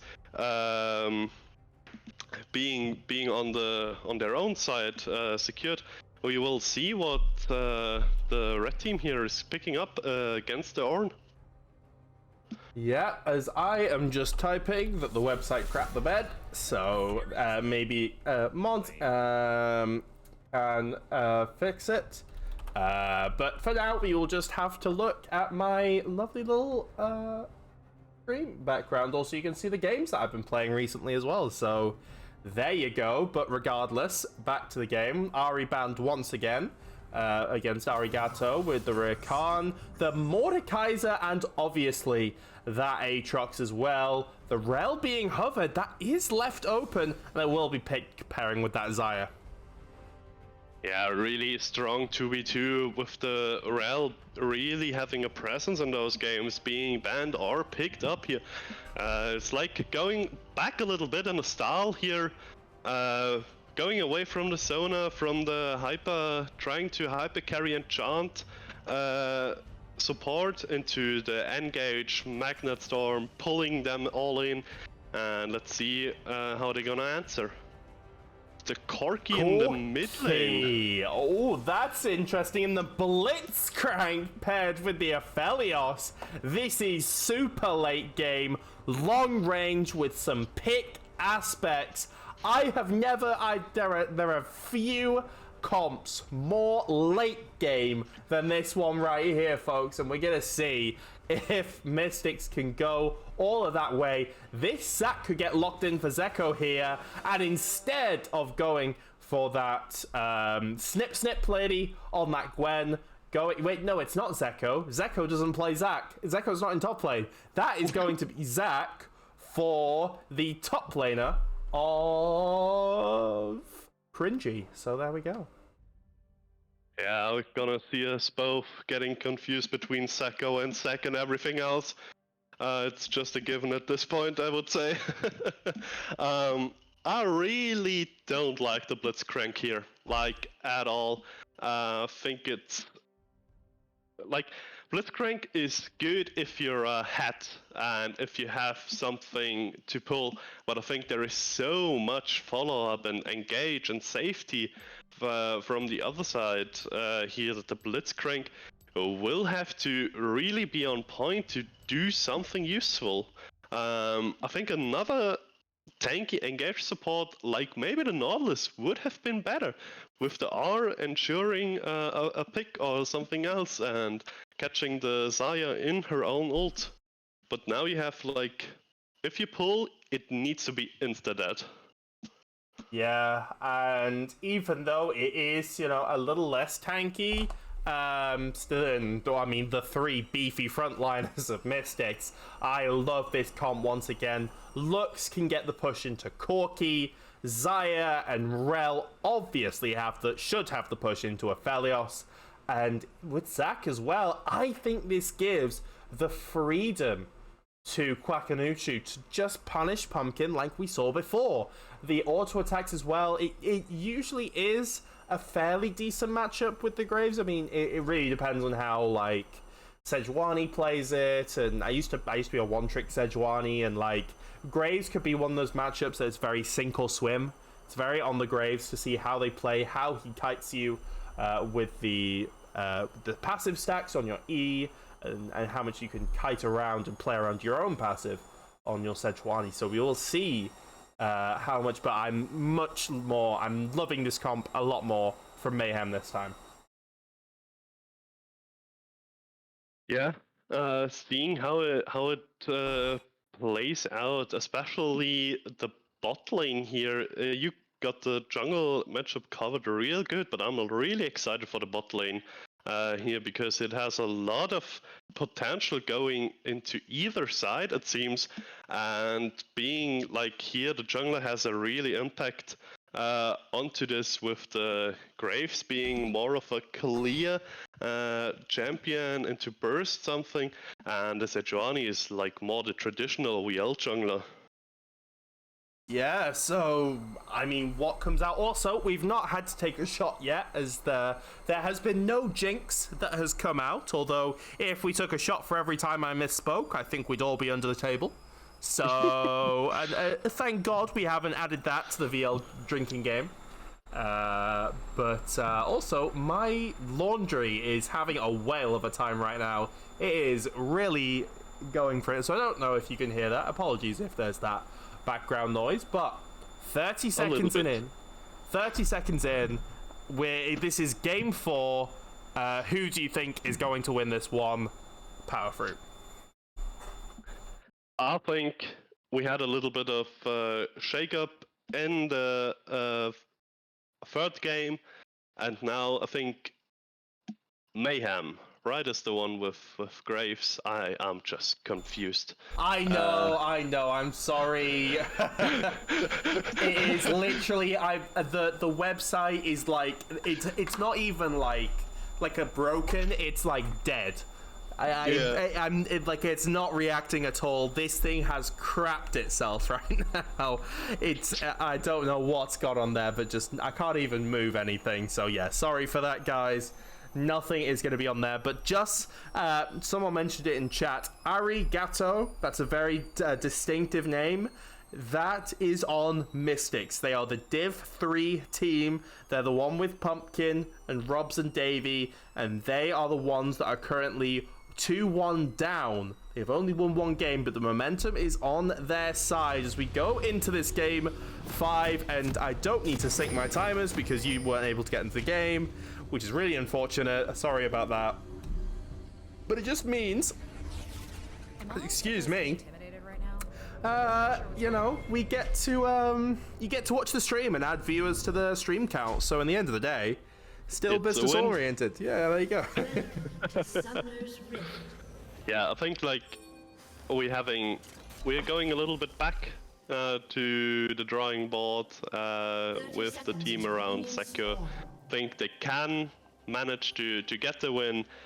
Being a Graves, be disruptive once more. Being a champion you don't play too often against has a real spice potential in here, as they try to cover and wait, because if you play Blitzcrank, most of the time the enemy will take it as a given that you have to invade, You can use that if you play the Blitzcrank and the enemy tries to stack, that you can get a deep ward in, and I think that's the thing I kind of find lacking from the blue side team here.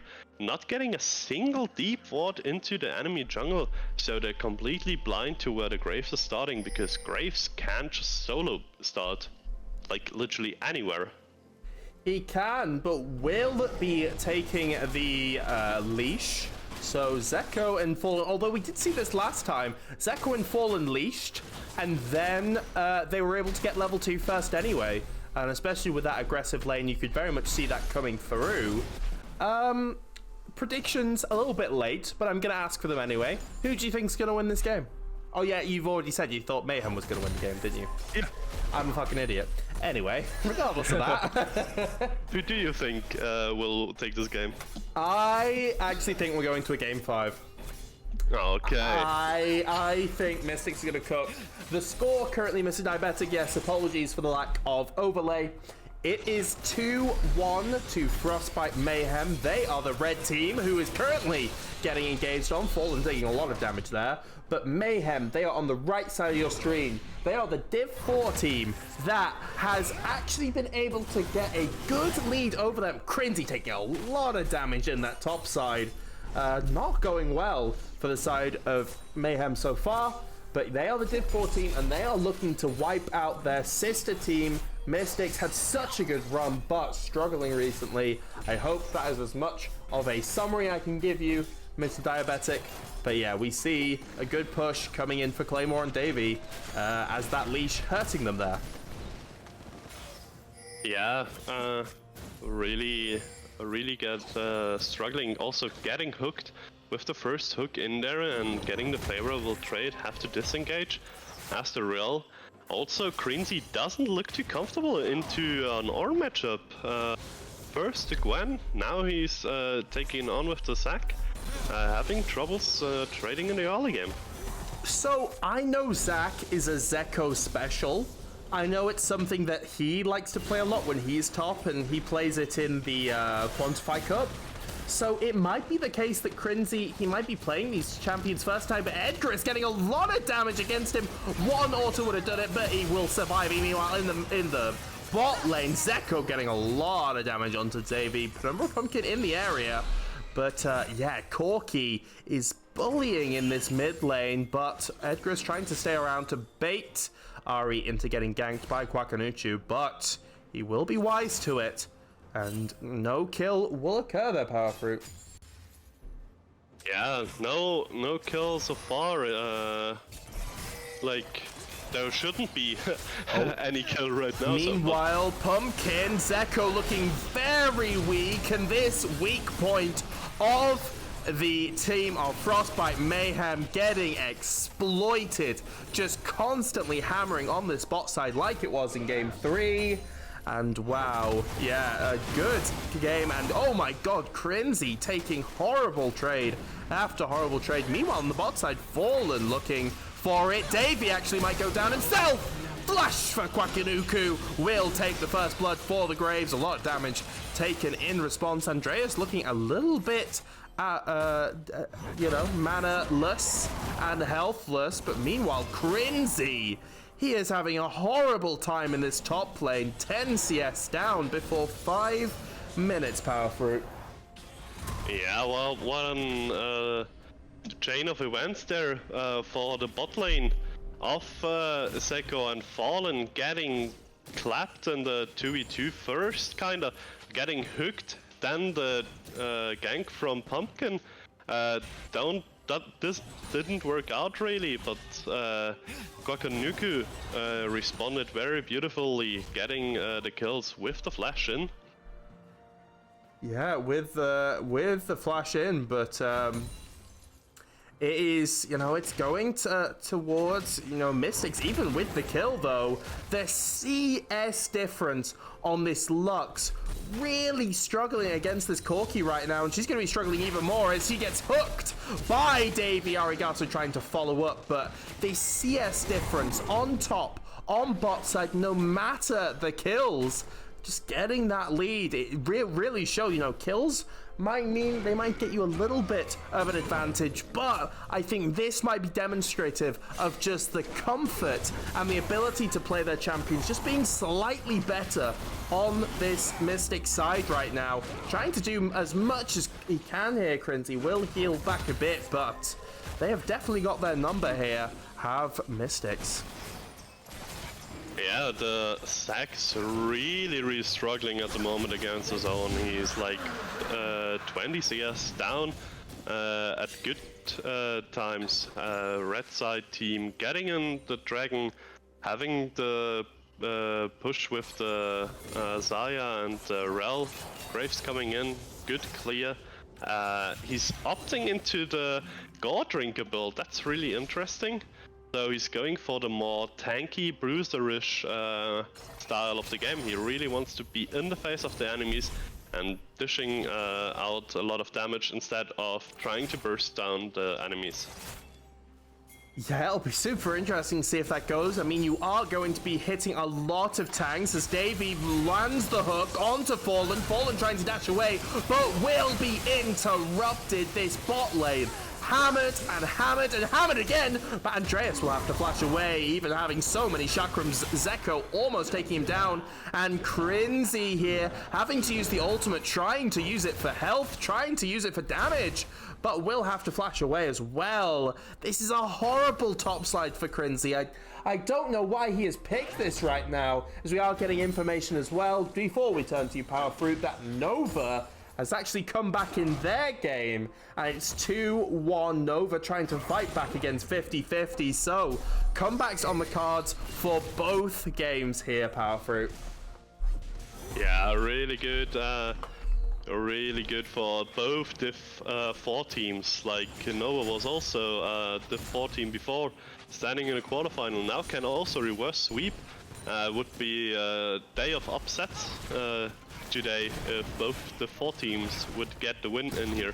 But at the moment, it doesn't look good in this series, because Davey, I criticized them in the draft for the Blitzcrank, but he's doing so much work at the moment, getting those hooks in, getting those favorable trades in, and Andreas Claymore getting a kill as the Aphelios and Blitzcrank is ready, on my screen at least, again for gank in the mid lane. Yeah, Fallen just kind of flashes into nothing. Davey very much ready for it. No kill will occur on that front. But yeah, it is, even with 1-1, even with both of these early game objectives for Graves, it feels so Mystics favored, because you know this Corki, Aphelios, and Ornn, and Sejuani are going to do so much more just because of the nature of their champions in this latter half of the game. They will be so strong, they will do their poke, they will have consistent damage to boot. Davey missing a hook there, and Fallen tries to take advantage of it. Zeko trying to get the feathers down, trying to get some damage, but it will only take Claymore to 60% health, as it's just a 2v2 trade. I think here they've Mayhem have really got to start accelerating this game here, Power Fruit. Oh, meanwhile, Penumbral Pumpkin gets a pick, and that is a dead Edgarus going from bad to worse in that mid lane there, Power Fruit.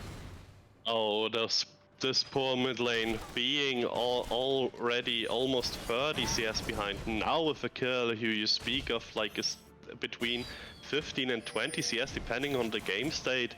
So it's like a really strong Corki who has also the cull, and he's going to complete it really soon, and having those gold injection too with the Ornn. Meanwhile, Zeko going in. Magnetic Storm did miss, but it is able to take down the Andreas Claymore. The TP in from Edgarus is very far off, you know, wasn't able to get into that fight, and will have to make a long walk back to mid lane. As meanwhile, Kwakanuchu taking a fight with his jungler. Davey with the hook over the wall, and the TP coming in to the tower, but Pumpkin will go down. Zeko taking one, and Arigato does have that package. He does have that W, will be able to do a lot of damage to a target of his choosing, but with 2 dead already, and the Rift Herald popped as well. Crinzy taking a lot of damage in that top side, but the Rift Herald will land on the tower, and that's more gold into the side of Mayhem, and they will need it still with a 1k deficit. Yeah, good play there. A little bit of questionable TP from the Lux. Maybe they thought it will be more action than anticipated. Andreas Claymore going down there really soon. Beautiful played from the red side team here. Meanwhile, Arigato will survive the ultimate, use that Corki package defensively. And it is just such a complicated game. The momentum is just really imbalanced right now. But Quackanuchu, he's got 2 kills. Oh, meanwhile, Andreas Claymore gets a kill onto BJ Fallen. Sorry, weren't able to pick up that one. As Penumbral Pumpkin has the confidence now to go and walk towards this dragon with the support gone. And with all of that said and done, they're still trying to look for this. Edgris is in the area. Corki is not, so they're trying to just get a little bit. Davey fishing for the hook. It will miss with the dash here. It's still a 3v2 for right now, as Dragon now on 2,500 health. Quackanuchu trying to get as much damage down, but Zeko a bit too far away. And after all that is said and done, the Dragon stacking will not continue for Mayhem. Mystics pick up the Cloud Drake. Really good delaying the Dragon stack. Oh, meanwhile, sorry, I have to interrupt you again. Fallen going in with the magnetic, and Zeko trying to get as much damage onto Pumpkin. Pumpkin will fall once again, and that is a kill. And Crinzy's joining in on the front as well. A TP coming down, the Ornhorn going in, going right in, lands onto 2. The damage is good, but can they follow up? Andreas Claymore gets killed onto the backside, and Corki tries to do what he will. He will take down his opposing later in Edgarus. Almost, he will flash away as now Quackanuchu trying to deal the damage that he can. A little bit more, and Arigato will go down. Mr. Rob's taken out of position. Quackanuchu, the carry jungler that carried this team game 1 and 2, is back and in this game for game 4, Power Fruit. Yeah, beautiful played on the red side team here, getting back into the game. Again, a TP that was like kinda questionable, I would say, again, from the sack, being there at least for the later stages, not for what they anticipated, but the Graves picking up all those kills. He's so huge at the moment, and that's what I said in the draft. Getting him something that can disrupt the game, that can be something you don't expect as an enemy jungler, because you don't play often against them, or even the laners. You don't know how much damage the champion does, how much he can do, and having like even the weak laners in the Lux and the Zac going to get lifted by the Graves damage and impact. Yeah, and the thing is, you know, Pumpkin, he can play against a tank jungler like a Malphite or anyone that, you know, is in his sort of field that, you know, is looking to gank and support his team, because that's the style he plays. But against a fed Graves, one who has so much individual agency, that can be slippery, that can be fast clearing and decide whatever he wants to do, it's a lot harder to predict. You know, not a play style Pumpkin usually goes for.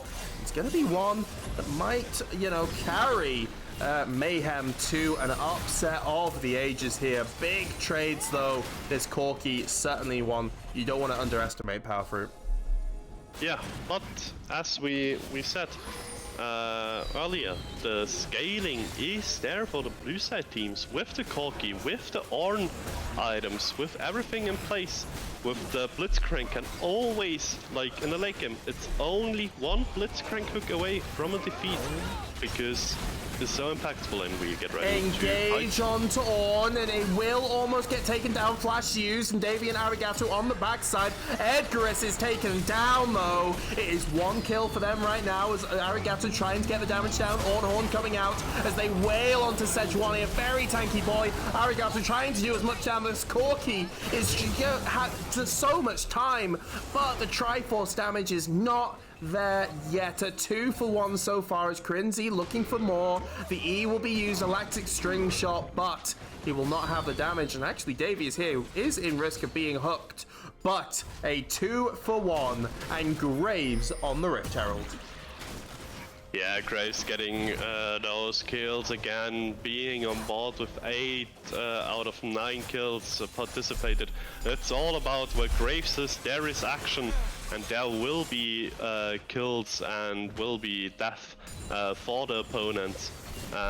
Will be really keen to see how they gonna play around it, because at the moment, if you see the Graves, you should just disengage at the moment, because you know there is everyone around, and try to get something maybe on the other side of the map, getting the Corki in the side lane, trying to get those mismatches for the enemy team again, getting the Ornn into the sack again, getting the Corki into the Lux again, and try not to get too much into the team fights at the moment, because if the Graves is there, you're probably gonna lose, because you don't have the damage at the moment, because Corki is scaling. Andreas Claymore on the Aphelios wasn't there, and the rest, you don't have the damage at the moment to deal against the Godrink Graves.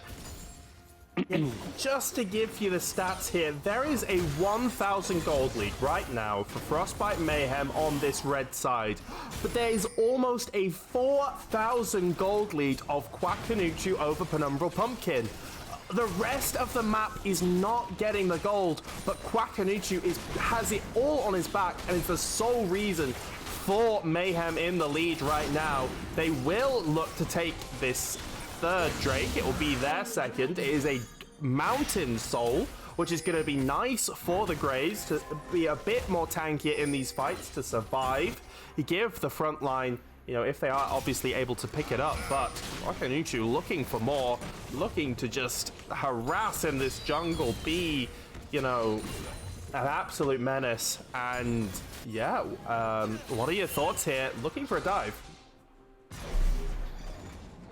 Yeah, let's see how the dive. Yeah, it's a little, it's not going too well. So nothing so far. Mr. Rob's using the TP on that top side, disengaging the play, but Pumpkin has found himself a little bit caught. Ornhorn coming out has fallen, has to flash away, but the hook landing onto Kringsy will use the ultimate and will try and get away.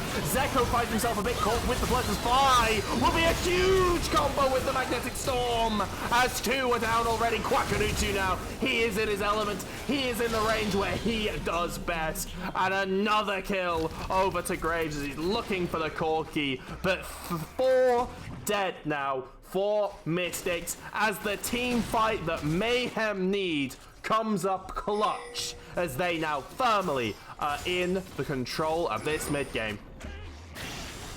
Yeah, again, picking up a team fight against strong Graves here again. He's gonna be more benefiting of this. Like, he only has 1 kill participation, he was not in there, and everything else, the Graves was involved. Yeah, Dre's just getting more and more kills, 9 and 0 and 3, looking for the Zeko, trying to find any little bit of poke. Zeko will get hit by the second cast of that W from Pumpkin, the one that slows, the one that roots, but Pumpkin is not able to get anything more, and actually here comes Quakan. He's just walking straight into he might have DC'd, I think, because that is a very unusual pathing. Takes a whole lot of damage. I'll wait for you to see that one on the stream, because that looked very weird on my... Yeah, that was a weird one. Maybe he wanted to bait them to come in and then pop with the God Drinker and getting all the health back, but that seemed kind of strange here. Yeah, you don't want to be faced with lag issues at this point in the series. Oh my god, it is not 2-2, it is 2-1, my friend. This is game 4 with Mayhem, the underdog team. Again, apologies for not having the overlay. It is just a problem we're having to deal with, but it's 2-1 to the red team, to Mayhem, to the Div 4 team that shouldn't even be in Div 3, looking to upset the sister team of Frostbite Mystics. Their own team, the higher team in theory, that has just gone from strength to strength, have Mayhem. Mystics have had a terrible second half of this season, as Pumpkin once again catching Edgarus, who was face checking, but Pumpkin will not go any further, knowing the Rel was in the area. And right now it's about 3.5k gold lead, But with this scaling that we know is going to come out from the side of Mystics, it feels like anything is possible in this game state. Yeah, I think nothing is lost at the moment. It's only a 4k gold lead, and I think like the most gold is onto the Graves. So if you can play around the Graves, as I said, like if you have a mismatch anywhere, like play around the Graves. If you see the Graves, just disengage, even if it feels bad, and try to get a cross-move play. Yeah, try really. Davey is gonna go down as Kwakanuchu with a 5,000 gold lead. Carrying this game on his back. He is second to none right now, and will be using that, turning straight to the Baron. He is unstoppable as there is the Sejuani coming in, maybe looking to try and steal it, but with the Baron so low and with the members here, oh, Pumpkin actually gets through. Maybe he'll be able to steal it. They're trying to burst him down before he can get it, and Kwakanuchu takes down Pumpkin, looking for the smite still, but will not get it. This game now falling more and more here, Power Fruit, into the hands of Mayhem. Yeah, the game kind of falling apart right now, I would rather say.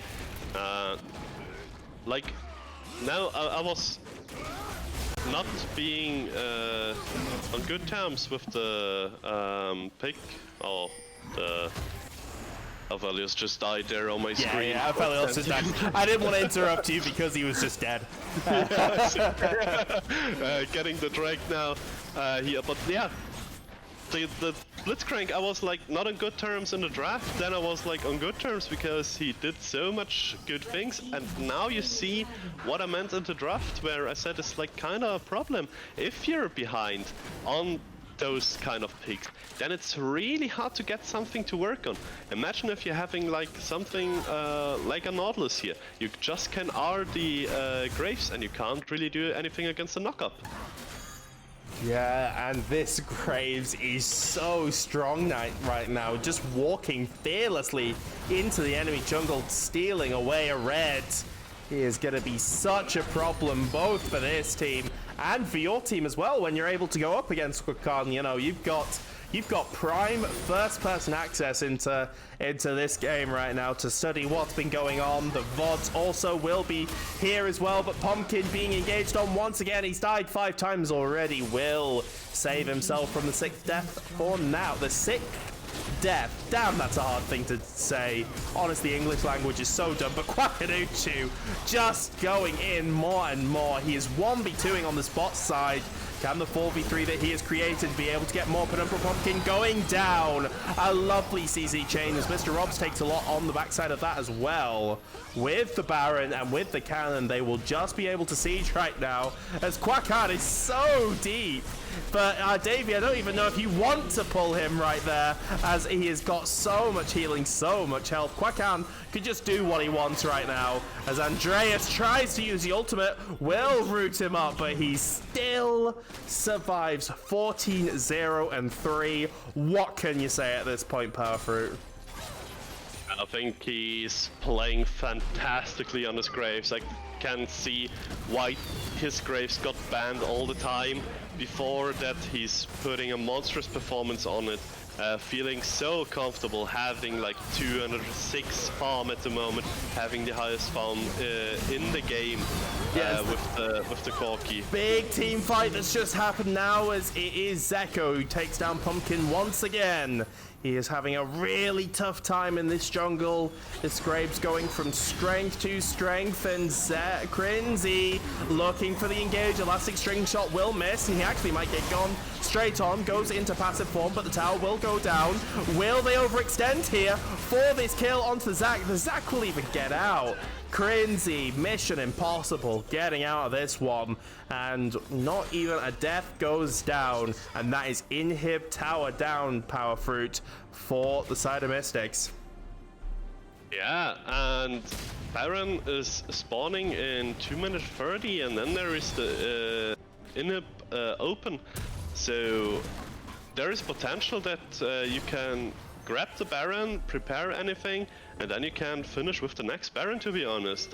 Because you can just, Kwakanuku can just 3v1 at this point, I would say, because he's level 16. He's 6 level up on the enemy support. He's 5 levels up on the enemy jungler. Just 1v1ing. This is a 5 versus 1. And okay, he is bitten up a bit more than he can do. No, he takes down Sejuani. He's still at a 4-man magnetic storm. There's no damage, but there was so much done already by Quickham. The whole team of Mystics has to run away.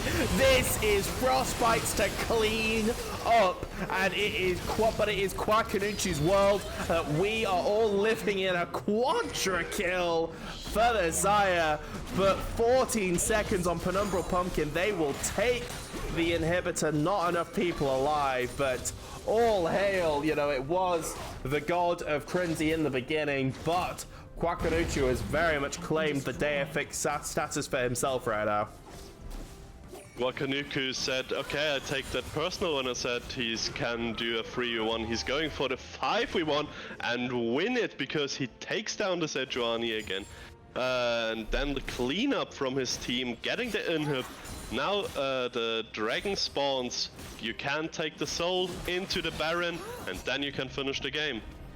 There you go, it's as easy as that. Almost 4 full build here for the Graves with almost a 100 CS advantage. That is insane.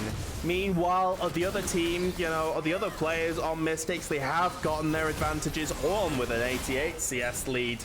You know, really pushing, you know, real a testament. And he is level 14, so he will be able to give those upgrades to that Corki, to Aphelios when it is time. But you just feel like it's a little bit too little too late, as Quackanucci has taken this game with both hands grip. That will be Soul, maybe Baron to follow, and maybe the Nexus as well with the way this game is going, Power Fruit. Yeah, I think it's just clear road ahead, right? If you have the outside perspective. I don't know what the players are talking at the moment, but taking everything from the enemies, taking the rep buff again, so huge for the Graves to keep them at short distance.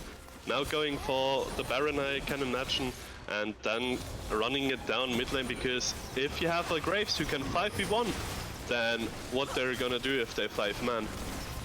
This is a Div, well, it is Div 3 now because of the rules, but this was a team created just for the Div 4 division. This was one that wasn't expected to do very well. I remember the first speech I ever gave to this team being, hey, it's okay, Pumpkin trying to clear the wave as much as he can. The flash, but Crinzy brings him back in and he's just decimated. I remember saying, hey, look, it's okay if you don't get results. This team is about fun. It's about self-improvement in a 5v5 environment. But oh my god, it's 2-1 right now for Mayhem, and they are looking to make it 3-1 and end the series. So they're knocking on the base here, man. Power Fruit. I'll let you know when a fight starts. And it's starting right now. Crinzy going in with the elastic skill shot. There is so much damage, and Mystics gets absolutely routed. They are forced back into their fountain. One tower down, the second to go down soon as well. And Mayhem have pulled off the upset against their own team. Davey disconnects, but Quackanucci is just a beast in and of himself right now. Will take down the enemy jungler to boot. And with 30 and 10 on the score, watch out, Grace Light Ruby, because Quackanucci and Frostbite Mayhems will meet you in the semis. Yeah, it will be quite interesting to face them coming off of that strong performance. Like, they're looking really scary, I can say that, especially Quackanucci, the jungle, who took 2 games. I haven't seen game 1, but both games where he had a champion he felt comfortable on, he took in his own hands and he didn't let go the slightest. Absolutely, and you can see the score there, 3-1 for Mayhem. There is the gifted subs from Arigato Place. Thank you very much for gifting those in the chat. Living up to your your bet, and congratulations to Rock, Cradden, Egregious, Mr. Diabetic for getting a tier 1 sub. But regardless of that, it is well played to Mayhem, and we definitely want to be getting an interview and seeing what was going on. What do you have to say to sum up that performance?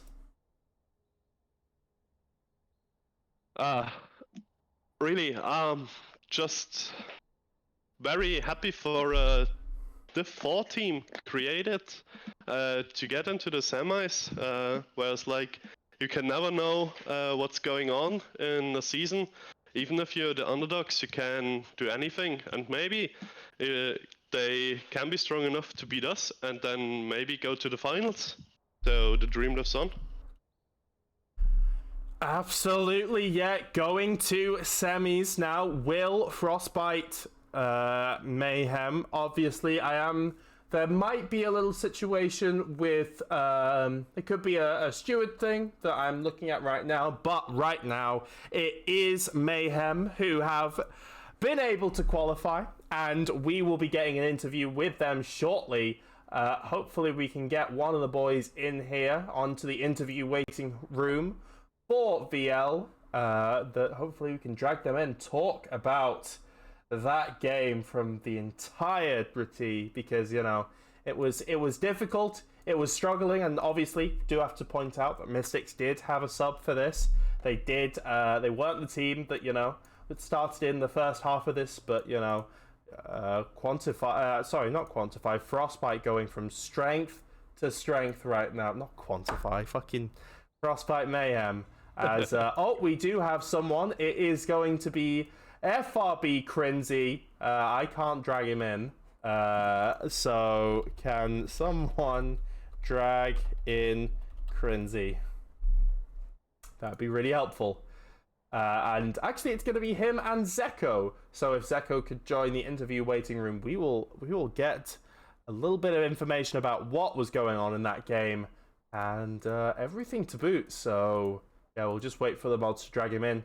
We can talk about that amazing game that we just saw from. As you can see, I've just realized every single one of where I thought these players were going was incorrect. Every single one. So that's brilliant. But we'll just get the VL mods to drag Crinzy in, because I cannot do that. Oh, no, I can. There we go. Hello, Crinzy. Hello.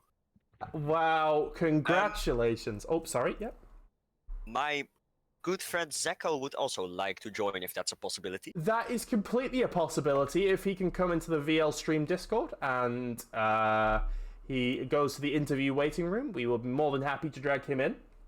Also, chat, please answer with your questions if you want to know what is happening with Frostbite Mayhem and what is going on with in those comms. Anything you want to know. GG's in the chat from Arigato. That is lovely to hear. But while we wait for Zeko to join the interview waiting room, I gotta ask Crinzy, you know, a team that is Div 4 now making it to semi-finals, you gotta feel good about that.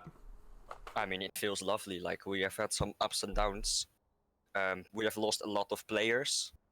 A lot of things behind the scenes went really wrong. And yeah, for it to then back out like this, it's lovely. Like, we never expected to even come this far. Yeah, as also we want to welcome Zeko as well to the call. Lovely to see you, man. As let's talk a bit about you know, those two first games, really strong. What do you think was the clinching factor today for Mayhem just taking this 3-1 to what was in theory a better team? So I think a lot of what kind of went well with us was just a big major component was actually the synergy between Kankanuchu and Fallen. Both of them are really close friends. They've been friends for years, so having the ability to have a support and jungler who know each other like the back of each other's hands. Half the game they're not even communicating with each other, and they're just, you know, controlling the map. So I think that was like a major aspect, as well as the fact that both me and Quincy are relatively flexible in our pools. I'm actually going higher up in my tier list as far as roles played, going from my 5th most played role to my 2nd. But I think a lot of it just kind of hinged on the fact that we just went with a hard macro play and just went through there. No worries. So let's talk about maybe what happened in that 3rd game, because it was... Next question? Next question. Okay, next question. Nah. To be fair, we didn't want to, just 3-0, our sister team essentially.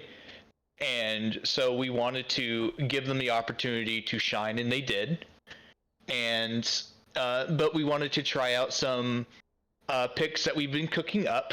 There was the mention of a Belveth support being played by Valen. I was not the one that forwarded that, not at all. Wow. But we wanted to kind of give the opportunity for it not to feel like we're just kicking them while they're down, because nobody wants that. And at the end of the day, we're all here to have fun. We're all here to be on a team together and enjoy, and that's the last thing we want to do, is push someone out of the competitive scene because they got beaten too hard. And trust me, we had way crazier picks in mind than that Malphite jungle. Yeah. We did. Yeah, there was a few ones. Maybe a Nivea ADC was mentioned. Nivea ADC. Wow, you guys really were cooking. Garen mid. Support. Belveth support. Yeah, so Power Fruit, given that you maybe will be facing this team next week as the Grey Slate Rubies, are there any questions you want to ask them in that capacity, or just in general? As a caster, you've been lovely to cast with, and yeah, want to ask these guys anything? Yeah, how was you had a lot of fun in game 3, right? As you just said. How was it like to get to refocus on game 4? Was it like, okay, yeah, we had our fun, now we're getting straight back to business? Did you have a plan for the situation where you can okay, yeah, we go a little bit of trolling, I would say, in game 3, and then going back to draft as usual? Or did you had was calm down after the game, or be oh, maybe it didn't work out as we wanted to, we had a little bit of fun, but it you got kind of rolled in game 3, right? So did you expect that, and how did you get back into game 4? Go ahead, Quincy. I think you should answer this. Well, part of the draft was troll, part wasn't. I was really confident on my Gwen. I'm never picking that champ again, because I've totally expected to smash that, or the exact opposite happen.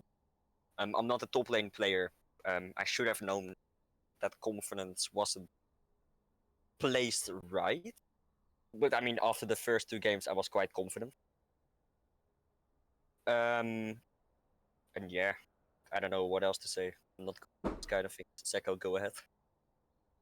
Yeah, I mean, obviously, nobody likes losing, and we weren't doing the draft to give them a free win, so it doesn't look so bad on paper or anything. We were still trying to win, but so it still did suck a little bit, because we were hoping to win and all that. But yeah, it was pretty much what you said formerly. It's a lot of it was realigning. All right, we had our fun. Malphite pre-6 is not very good, and Amumu can gank pre-6, so and also ADC probably shouldn't int so much, but yeah, it was pretty much that. Let's continue in business as usual. And we did have, again, a little bit more talk. There was the possibility, as Andy would have loved to know, there was a possibility of your favorite ADC to come out, but that got shut down because everybody wanted me to play AD. Oh, okay. But all in all, yeah, spirits were still fine. I was really enjoying myself in game 4. Yeah, I Oh my mean- god, I am not giving this guy Zach. I swear. Yeah, Half the game was like him being actually surprised he's having fun playing League. there you go. So in that case, I am gonna end it here because we've got places to be. But I just want to say, thank you all for coming on the interview, and obviously we give our players, a chance to have the floor and say what they want to say, shout out the one they want to shout out. So we'll start off with Crinzy first, and to the both of you, the floor is yours. I mean, I would offer a shout out. Like they all played phenomenal today. The communication was so good. The vibes were very good. And I want a special thanks to Zeko because he really dragged me through the last couple of weeks, which haven't been easy with the VL. So yeah. Okay. Yeah, I mean, Yep. for me, like I'd say my big shout out, obviously to the rest of the guys, everybody's doing fantastic. Everybody's mental is pretty good. We're all killing it. But as like a kind of an addition to that, also to like Frostbite in general as an org has been really good because I've been kind of struggling post deja vu about joining teams and whatnot, and I was kind of wish-washy about it. So Frostbite kind of became a new home for me. So. Well, lovely to hear. Guys, it's been lovely having you on. Congratulations on your win. And yeah, have a lovely night. And just take care of the both of you, okay? Yeah. Thanks for having us on. No worries. See you next week. See you next week. Bye. Bye. And we are gonna have to wrap up stream just a little bit shorter today. I know I like usually, having stuff on, but honestly, Power Fruit, you have been amazing. Thank you for filling in. Honestly, I don't think I could have done a game 5, be a best of 5, by myself. So thank you so much, and you've been lovely to cast with as well, especially with the issues of, you having to cast from stream as well. So you've been amazing. Shout out. Yeah, thanks for having me and dragging me with you. No worries. Anyway, guys, I can't show you any end screen because, again, website is just completely gone right now. So we'll just say goodbye in a brief manner, saying love you all, and we will see you on Thursday at the Quantified Cup or anywhere else. So thank you very much, guys. Bye. Good night. Bye bye.